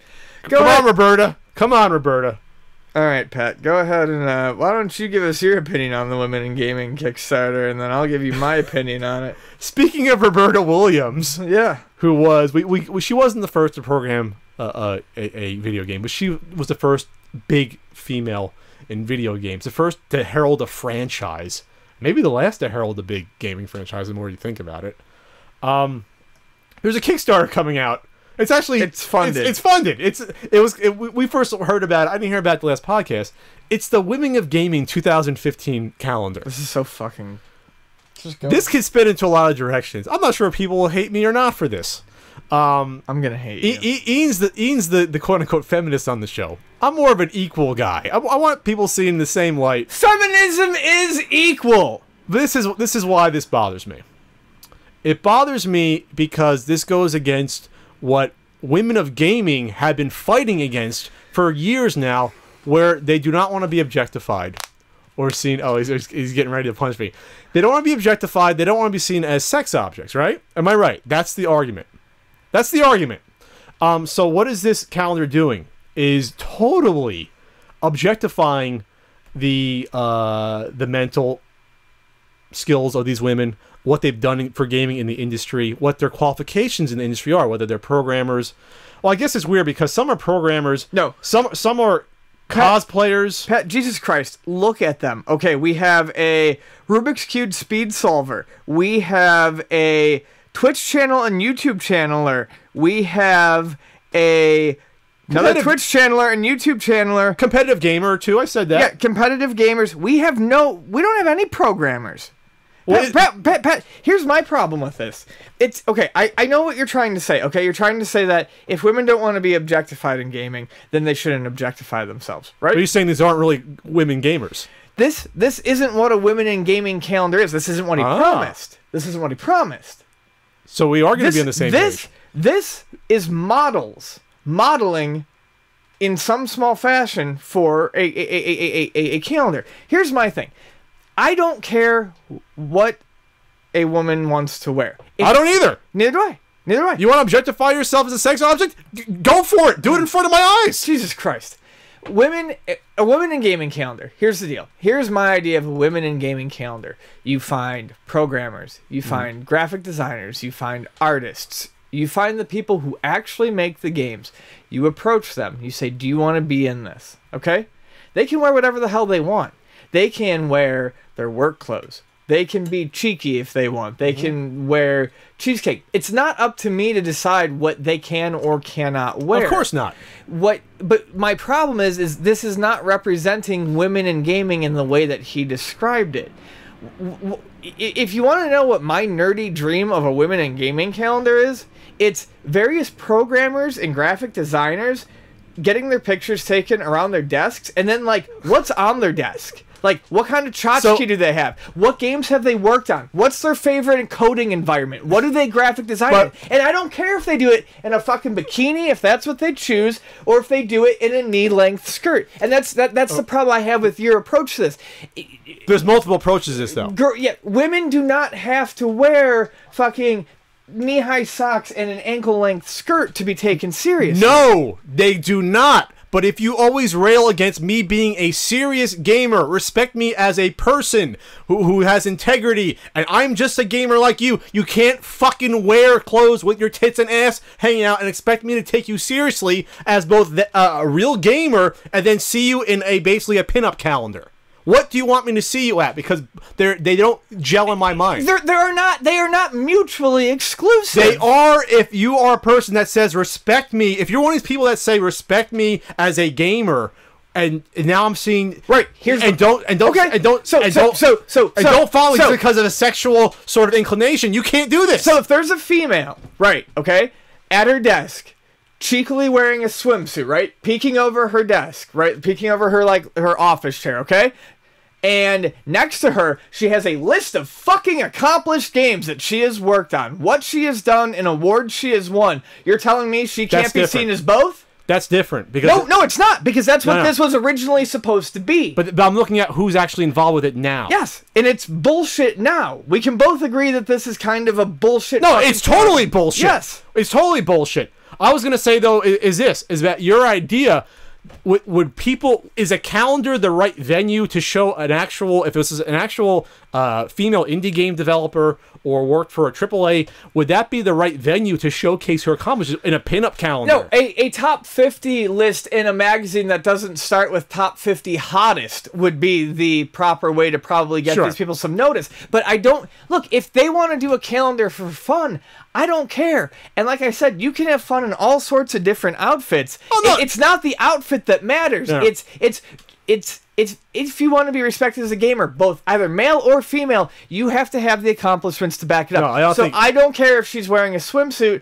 I don't care if she's wearing a button-up shirt and a fucking dress uniform. I don't care either. As long as it says what they've done. I don't care either. They can be naked, these individuals. I'm going back to these individuals. They can be naked, but the next time they open their mouth and say, I'm not just tits and ass, you're presenting yourself as just tits and ass, though. You're going to roll your eyes, but that's where I'm coming from. They can do whatever they want. But it's how it looks. I think there's at least a tinge of hypocrisy here. Well, at least. Well, part of the problem is the fact that they didn't get women in gaming. That's a separate argument, but yes, that's what you're saying. Yeah, no, I see what you're saying. I have heartburn. I think we're in agreement mostly on this. I think we're agreeing on this for the most part. If you wouldn't call me the feminist instead of Ian, I think maybe I don't know. I don't know. Feminism doesn't mean that you can't wear something provocative. No, it doesn't. Like I said, they can be nude. But I'm just saying is the impression it gives off is totally just insane. Well, that's partially that guy's own problem. I mean, this seems to me like a vanity project where he's getting paid to go around and shoot women he thinks is hot. With a camera, not a gun. Just make sure. Anyway, fuck it. We gotta move on to Q&A. We can do a follow-up next. We can do a follow-up next. You don't want to do a SummerSlam preview? Let's do it. I'll do it quick. All right, look, this is action-packed. This is what I'm looking forward to, okay, on this shit, because no, I'm looking forward to SummerSlam, and there's a couple reasons why. I think Jericho Wyatt is going to be out of control for SummerSlam. I mean, so people who don't necessarily follow wrestling, because believe it or not, there are people who don't watch wrestling who don't piss all over us for covering wrestling. They actually kind of enjoy our wrestling coverage. So I'll explain this. SummerSlam is one of the bigger events of the year. It's not WrestleMania, but there's a few marquee events a year, and SummerSlam is one of them. So this is going to have a lot of bigger matches on it. And there's some pretty good ones that are on here. Jericho versus Bray Wyatt, I think, especially because of how they're doing it, how he eliminated the other two so that it's just him and them. I feel like Bray's going to get a clean win. And he has to. Yeah, he's going to get a clean win, and he's really going to get... He's going to be put in the stratosphere as far as a heel is concerned. This is why that match is important, because up to this point, Bray Wyatt has talked about being a big guy, but he's lost... He basically lost most of his big matches so far. He's lost, especially to like Cena. You know, like he hasn't gone over totally clean in a big way yet. So, and Jericho is a guy who does put over younger talent time and time again. Well, the reason Jericho is the best. That's the only problem with seeing Chris Jericho against an up-and-comer is you know he's going to lose. You know he's going to lose. Yeah. Like last time he lost, I think, to like Dolph Ziggler before he left. Yeah. Last time, I'm looking forward to Dean Ambrose versus Seth Rollins could be one of the hottest feuds right now, where on paper it's like, yeah, who cares? But when Dean Ambrose comes out and attacks Rollins, the fans go absolutely ape shit. Yeah, I'm looking forward to that. I'm actually looking a little bit forward to AJ Lee versus Paige, and this is because I follow NXT more than I follow any of the WWE stuff, and so I like, you know, Paige came up from NXT. I would like to see Paige get that Divas Championship. The problem is the better women wrestlers are still stuck in NXT. AJ Lee's not bad. Paige is quite good. I'm not sure what kind of match they're going to put on. And as far as the main event goes, Cena versus Lesnar, I got to say, my respect for Cena in the past 6 months to a year has actually gone up. Because he consistently puts on a decent match. The fans love him, kids love him, and even the fans that don't love him, it's just, he's a guy who's in the industry, and I feel like he's always trying to put on the best show he can. Yes, yeah. People give Cena shit, but at the end of the day, he's working almost every single week on these shows. Yeah, dude. He tries. He may not be the best wrestler, but he tries the hell out of every. He does the best he can. I think that he can. He's the working man's wrestler, yes. And he's not awful. And Brock Lesnar is a beast. And while I don't actually like him much, I have a feeling that these two are actually going to put on a match that's worth watching. I think so too. I think Lesnar, it's so weird because he's gone for like whatever he was gone for like 7 years. He comes back and it's like almost like he didn't really skip that much of a beat. Then again, he's not working with guys like Kurt Angle anymore every week. But the fact of the matter is he's a legitimate wrestler. He's a legitimate tough guy. Well, he looks like a guy that can kill you because he can. Mm-hmm. You know, and so when he beat the Undertaker, and I think we talked about it. It was like, it made sense. Who else are you going to have? If you're going to have someone beat it, why not have it be a huge monstrous heel that it means something for? Right. My only problem is I hate these part-time workers. It drives me nuts. And Brock hasn't done a single freaking appearance, really. I mean, or a match at least, since he beat Undertaker. And here's the thing. You're right. He didn't look like he skipped a beat. But I'm wondering how much of that is because Undertaker looked like he skipped a shitload of beats. Well, yeah, Undertaker looked very old at WrestleMania. We know that. Yes. But I think this is important because I think I'll be shocked if Lesnar doesn't walk away cleanly with the victory. Really? At SummerSlam. I'll be shocked. I think the match is going to be good, but a Lesnar victory is going to piss me off because here's a guy who's going to hold the belt and he's not going to do fuck all with it for a long time. We don't know if he got a contract amended where he only has to show up to once a month at the next pay-per-view. We don't. The fact of the matter is a loss, a Lesnar win does a hell of a lot more than a Cena win at this point. No, it does. And we all know that Cena was a transitional champ because of Daniel Bryan. Right. Getting injured, unfortunately. And Cena's Brock will they're both going to make each other look good. Like I said, I think it's going to be a good match.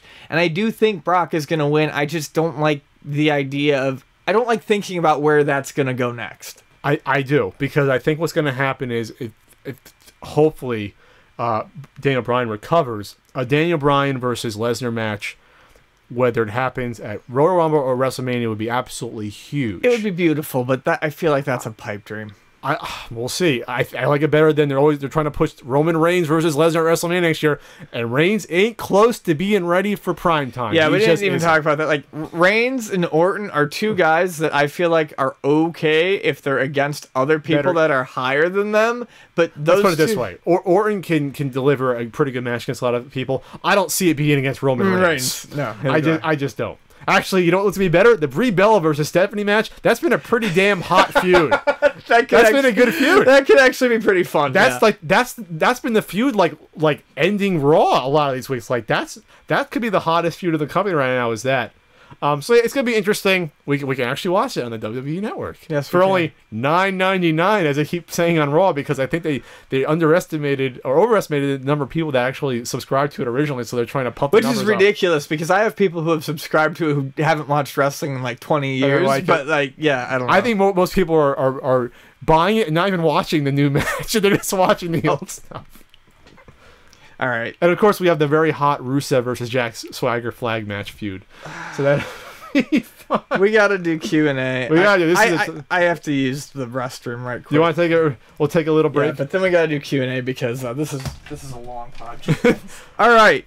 Q&A, Ray Peterson, at Ray Peterson 24. Are the top-loading NES consoles more reliable than the standard NES consoles? Just wondering if they're worth the price. Here's the deal. Yeah. They are, Yeah. if you want to buy one for collector's reasons, go for it, but I think I can speak for Pat here as well as myself. The top loader is not a better console. It's if, not. If you know how to clean and maintain an original Nintendo, which you should know how to do if you're really into this. You're a big boy. You only need to do it maybe once every 6 months if it's personal use, and it's going to work better and give you less problems. Here are some issues that I don't like about NES top loaders. No AV out. Other problem. The cartridge slot is too wide. It's very easy to reset a game by bumping it and wiggling it. Huh. It's I've seen that with maybe the cord in the back. It's a power cord. It's maybe. maybe that's it. You know, maybe I'm thinking it's a cartridge slot. Maybe it's a power cord. The other problem is the jail bars, which most people say they can't see. They You can drive see 'em. me insane. It's almost like if someone took a stencil and went on your TV and lightly put these lines. Like I can notice them. Yeah, so they're neat. And as a collector's item, yeah, I mean, if you want one, get one. But they're not better. Just learn how to clean your games and maintain your system, and that's really all you need to do. And no, maintaining your system does not mean replacing your 72-pin connector. Pat will agree with me on this one too. Keep your original 72-pin connector clean, because the replacement ones suck. Either clean them with a good cartridge cleaner, like the Naki Eliminator, which is hot pink. You can't miss it. Or with my own personal experiments with boiling pins, which is a thing that has been online recently. Oh yeah. People, that has actually been working pretty well. So that's all you really need to do. If you want to get your top loader modded, that's an option. Sure. I have had luck with. I got mine, or then I got mine at the flea market. It was already modded. I thought it was a good deal, but it overheats and it'll reset itself. You know, after remember it happened in the marathon last year, after an hour or two, it just so I was like, what the hell is going on? Is that typical? Maybe it's just a bad job with that. To quote Public Enemy on the top loader, "Don't believe the hype. Don't believe the hype." Was that the right amount of don'ts? Okay. I think it was. Okay. Next question. Oliver Gia Foxhounder. Foxhounder. Hey, 1014. Right on the punk effect. At the. How did you get involved with that Tetris Ecstasy of Order documentary? What was it like meeting Thor Ackerland? Thor Ackerland is a very just nice, quiet family man at this point. You know, remember, Nintendo World Championships was 24 years ago. We are all very old people now. And so he's a lot older, obviously. And yeah, he's just a quiet guy who likes playing Tetris. So how I got involved with the Ecstasy of Order documentary was they were trying to get the original NWC announcer, Terry Lee Torok, who also did the show, the video game show with the kid. He was also the announcer on that show. Remember at the end you would go and do the shopping spree and put the Velcro. Oh, Video Power Season 2. Yes. Was he just on Season 2? But he was the announcer for both. He might have been in the first Season 2, but the video... Hey, I'm Terry Lee Turok. Yeah. The game show was only Season 2. He had a mullet and everything. Yes, so anyway, yes. so they supposedly... Am I stepping on toes? I don't care. This is the truth. They had him lined up supposedly to do this the entire time, at least via email. And so I was always either going to be a secondary replacement or the secondary host. So what happened was, of course, I couldn't nail him down. Even 3 or 4 days out from the event, I was not going to go to this event because I wasn't going to be the host.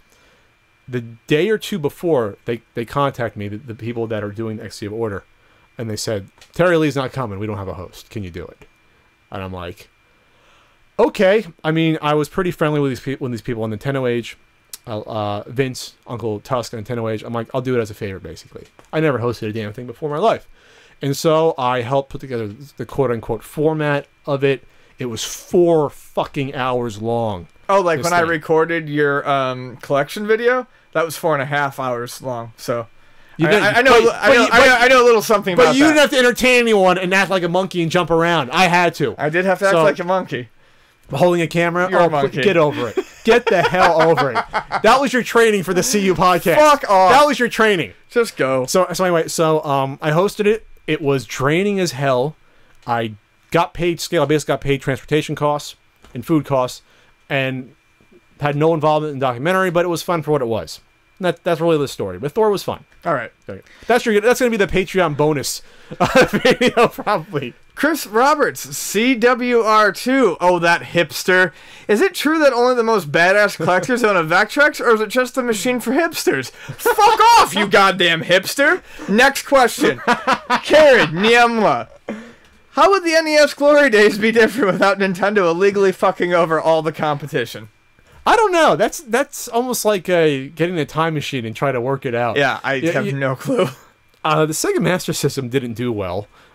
I'd say less than 5% market share. It could have even made like 2%. No one had a Sega Master System. I personally knew no one. The only times I saw a Sega Master System was the yard sale that I tried to pick one up in the early 90s, which I went back the next day and it was gone. Damn you, Dad. So I got a Sega Master System 2. So I was the only person I knew that had a Sega Master System was me. And so if there was like Mega Man and Sega Master System, if there was Ninja Gaiden and Sega Master System in the US, would have done better? Maybe. Is it absolute? I don't know, because the Nintendo had a good year head start. Sure. And I think that's very important too. And plus the NES, I don't know, just looking at it, it just seemed like even just marketing wise, Nintendo had the marketing down pat. They had Nintendo Power magazine.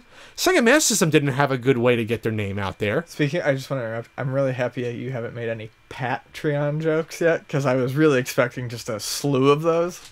Don't put that in my head. The whole point is this. Sega didn't do themselves any favor marketing. They didn't have any really commercials that I remember that really pushed the system. I know they had system commercials looking back. Barely remember. I don't remember individual game commercials. I honestly don't. So yeah, I think Nintendo would have done well. Would they have been the big sort of, when you think of video game systems, you think of Nintendo, like old school ones? Probably. In terms of sheer cultural penetration, I don't know. I think that's sort of a toss-up. Atari, I don't see it. It wouldn't make a difference. Atari was so out of their minds at this point, putting out old systems. I don't think it would have been. The 7800, no one had that either. No one was going to get the 7800 either way. They did not have. There wasn't going to be Mega Man on the 7800 either way. It just would not have happened. Maybe the Master System. Can you imagine what a Mega Man game on the 7800 would look like? Yeah, that's what I'm doing right now. It's just grimace. That's why I'm making a face. Okay, next question. All right, Chris Sopsich. Oh, God, I got your name right the first time. Chris Sopsich? Sopsich. You got it wrong the first time. I don't remember. What was the impetus behind both of you moving from East Coast to the West Coast? Job, family, etc. You say impetus, Ian. I don't fucking care right now. For me, it was a combo of things, none really more important than the other. It was a lady that I was seeing, the fact that I wanted to go back to school, and it was much cheaper in California, and I had wanted to move out of Buffalo for a long time, and my first choice at the time, Toronto, was just something that I couldn't afford or wrap my head around. After my ex-girlfriend and I broke up, I very nearly moved back to the East Coast, but I ended up sticking around because things started to pick up at the job. I started to make more money. My friend group had become more ingrained, so I stuck around. And I don't think I'll be in San Diego forever, to be honest with you. I don't love San Diego. I like San Diego. Isn't that enough, Ian? But if I moved, I wouldn't be surprised. Makes me sad, Ian. It's not doing the podcast anymore. I know. Makes me very sad. We could Skype it if I ever figure out what the fuck Skype is. It's very complicated. Why did I move? I moved because New Jersey offered me absolutely nothing anymore. Yeah. It was just sort of like, I hate to say, it was just like I didn't have a girlfriend. I had no real friend base. My best friend lived in Pennsylvania, so as far as I'm concerned, I live just as far as I did in New Jersey. I see him the same amount of time. I'll see him like once a year if I go back. My job was absolutely horrific, and I carried over when I moved out here, but at least I was away from the environment and the fucking asshole people. At least I was away from them, even though my job actually got worse and my life got worse, ironically, after I moved out here. Because working from home, I basically worked from home. I was working more hours than I did before. They took advantage of it. I was doing the job of 2 to 3 people. Not to get too much into it. I don't want to say, oh, woe is me, but I was. So that's why I moved. The weather sucked in Jersey. The people, by and large, were terrible. I had the worst dating experiences of my life. They didn't get better automatically here, but just not good. Jersey girls and me just didn't mesh. Joyzy. Toidles. No one says that. No one says Jersey, except people outside of New Jersey. Toidles. So. All right. Travis McMillan. How has it affected the industry to have 2 of the 3 console-making companies not be video game developers? I think that's easier if you look at it from like the viewpoint of Nintendo. Nintendo has always been a game maker, and when you play a Nintendo game, it's very game-like. They like to make sure that there are things that are fun, unique. They try to add new touches, even if they're small things like the anti-grav on, the Mario Kart 8, the multiplayer that completely changes how something like Super Mario 3D World is played. I think with Microsoft, it changes how people view a system. Microsoft coming from the world of PCs, especially OSs, you have really seen a difference in how the operating systems of a console work. I mean, really, you didn't have anything remotely close to a real operating system on a console until you got to the 360. And from Sony's point of view, I don't really know what to say about Sony because they've been in games a little bit longer, but I feel like that's where you started to get games that were less Twitch, less platformy, less shooter, and you started to get more cinematic experiences. And I think that sort of makes sense given that Sony is in the TV manufacturing business, the movie business, and those sorts of things. So you've got things like how the systems run that have changed. You've got things like the actual game experience that have changed. And then you've got Nintendo that seems very staunchly focused on just making a game a video game. Well, I hate to say, is it too cliche to say Nintendo tries to focus on fun first? The actual fun experience of the games and everything else is secondary? I mean, it wasn't until the Wii U that you have like really good integration with the internet and Netflix. The Wii didn't have any of that stuff really built in. Well, Netflix, but it wasn't great. Yeah, that was like, who cares about that? Now, finally, like, oh, we have to include that, but that wasn't their primary focus. And that's because of companies like Microsoft and then later Sony. So, I mean, all these companies, I think, have affected each other. I think the problem is that Nintendo's not affecting Sony or Microsoft enough. Well, they did the last generation with, the PlayStation Move and Kinect. Right, okay, I'm sorry, in all the wrong ways. Yeah. A little motion control never hurt anyone. Sure. I thought it was funny that the president of Sony used to make fun of the Wiimotes. Then they got basically. It looks Wiimotes. like a lollipop, he says, and then they released something that looks literally exactly look like closer like a lollipop. The Wiimotes never had a glowing purpley orange ball on the top of it. Yep. That was just funny. Next question. Do I get to say one of these? You go ahead. Ian. NES Goomba at NES Goomba. Pat, do you ever consider selling the collection and moving on? Do you ever feel the nostalgia isn't worth it? It's a strange question, a phrase, just how do you feel the nostalgia isn't worth it? By its definition, nostalgia is this great, warm, fuzzy feeling you get for the past. Now, if you're going to say, is this too much nostalgia? Is it just expounding upon what the feeling is by having too many of this? When is enough is enough? Yeah, I think about it from time to time, but I think it comes down to the fact that this is not just nostalgia. Now, this to me is an accomplishment. This took me a good chunk of my life to get this. Mm-hmm. At least just this wall. Maybe not the Genesis or Super Nintendo games to that extent. That being said, will I pare down? Of course. I think if I move, I'll pare down my collections. I always said I have a bunch of boxed NES games. Half the ones here I don't really need or really want. Do I really need a boxed Milan Secret Castle? We love Milan. Do I need a boxed version? No. Yeah. You do. I think you less need a box version of Robo Demons? Yeah, that's actually what I was trying to look at. Or Taboo the Sixth Sense. You do not need a boxed version of Taboo. Taboo is a really strange game. That's why I like it. But the point is this, is that I'll read you your tarot. You don't need a fucking cartridge to do it. There's a difference between nostalgia, games you actually played, or a game I never played as a kid, like Danny Sullivan's Indie Heat. See, that's where the reference goes, because it's natural, versus having all these games. But I think, again, this is an accomplishment. This is sort of my quote-unquote my business now. I'm a collector. I'm a video game historian to a small extent. I'm a game reviewer. Now, the Genesis games in there I don't give a shit about. Maybe I'll sell half my Genesis games off. Or most of them. All right. What did you shake your head for? I just, I don't know, whatever. A lot of reasons. You're very antagonistic tonight, Ian. Yeah, well, I'm going to show you some pat boobs and make you feel better. because we had to start up with talking about suicide. We didn't start. That was the second or third topic. It doesn't matter. I'm just done talking about that shit. David Schultz at Gamer Going Gray picked, how much do you inform your customers about bad games, balancing need to move inventory with morals? Here's the rule that I say to new employees. And it's not the rule that I follow, but I will touch on it. If someone asks you about a game and you know it to be crap, you can tell them that it's crap. By all means, be as honest as you possibly can. If they ask, is Anubis 2 on the Wii any good? You can be like, no, that game sucks. Don't pick it up.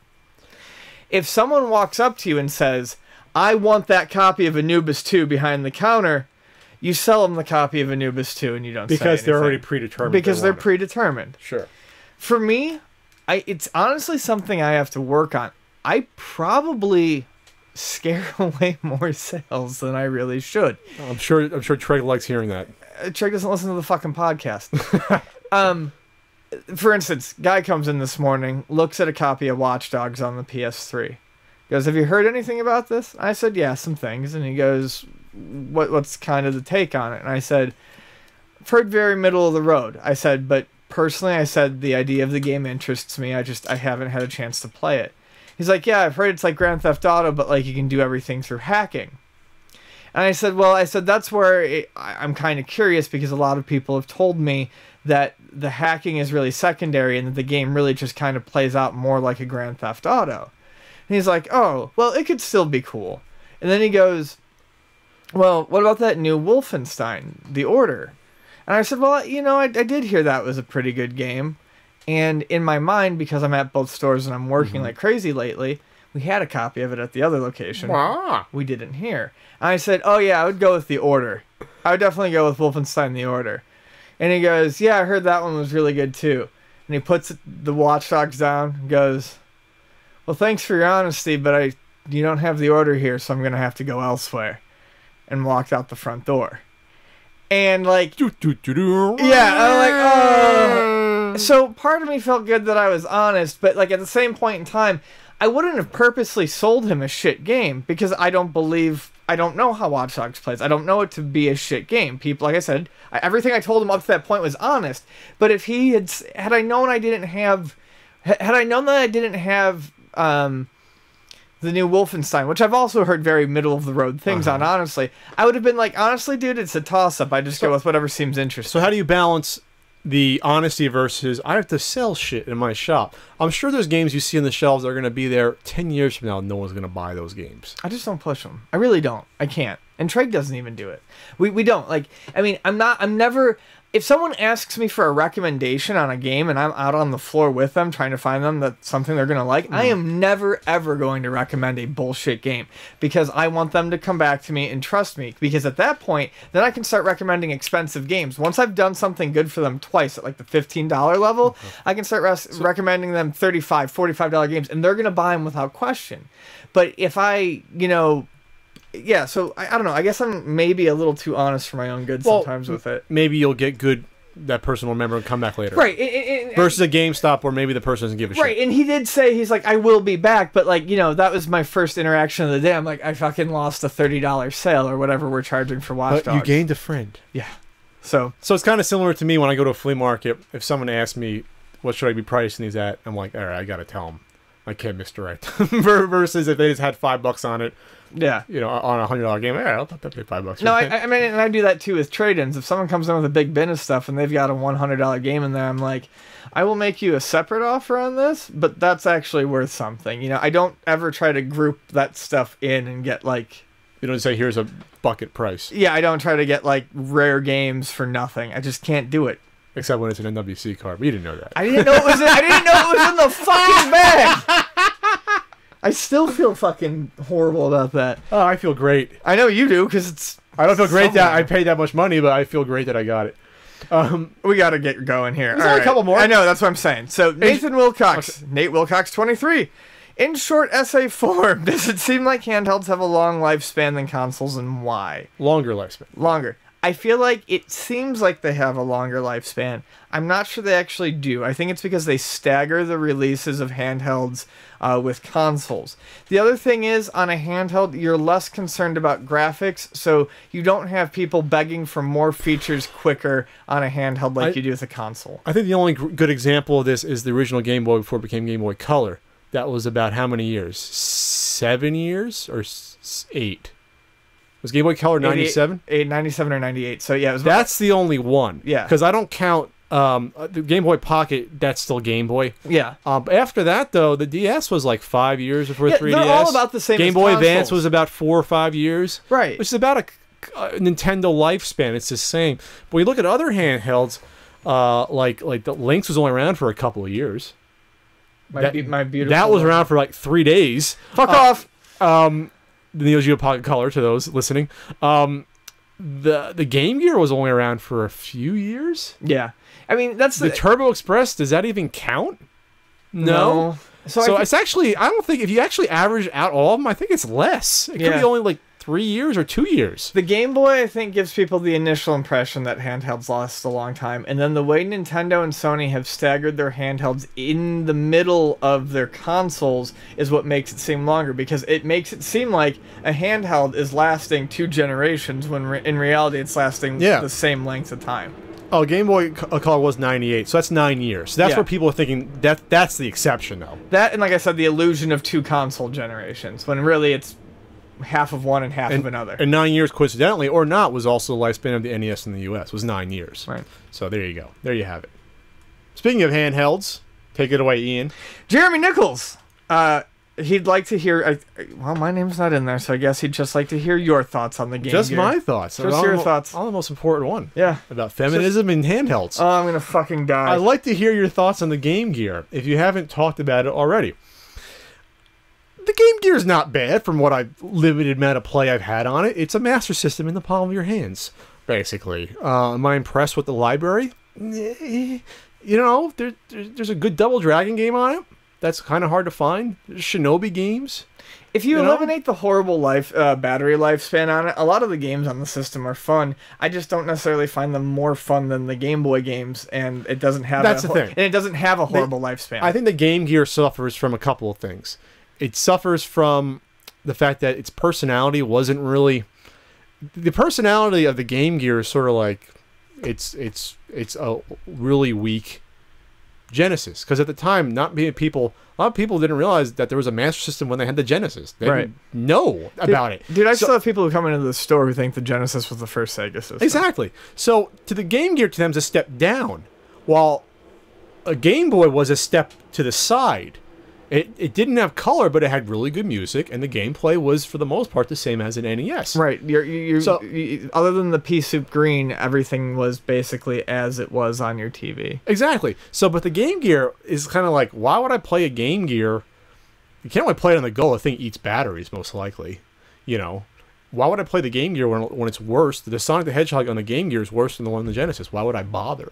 That's the way I always in my head looked at it. I knew a couple of kids that had it, but I don't remember them playing it as much as kids playing Game Boy. Not to say that Game Gear, the decent amount of people had the Game Gear. Sure. Decent amount. But no, it's just sort of, to me, sort of like, it's fun. It's just a fun little, it's like their handheld. It's just the Genesis handheld that, I don't know, it's just not interesting to me. If I wanted to collect more, which I don't, I would buy one with an AC adapter for home use, like specifically, but I just, I have no real interest in it other than that. I got a loose blue one. Nope. Right? No. The sports one? No. No? No. You don't want it? No. Give you a good deal? No. Okay. I think that just about wraps up our 2-hour-long CU podcast, which we've done 2-hour podcasts before. So we appreciate the support. We're going to come back in 2 weeks for our 1-year anniversary. We're going to have a cake and everything. It's going to be fun. But I might actually get a cake. We should get a cake. We'll probably talk about our finest moments of the past year, including our Girls of Gaming calendar discussion. Oh my god. And please support. You don't have to. The show's not going to change, but we have a Patreon. It's patreon.com/pixelsicle. If you want to support the CU podcast, eventually I'll have my own Patreon for Pat the NES Punk. Just to let you know. Not to say you can't give the both or one or the other. It's not a competition. Show us the love. Maybe I'll go see a real doctor. I think there should be a tier level that you get off your fucking ass and play DuckTales HD remastered. That's a goal. I think the tier level should be Ian gets his first checkup in 8 years. His first...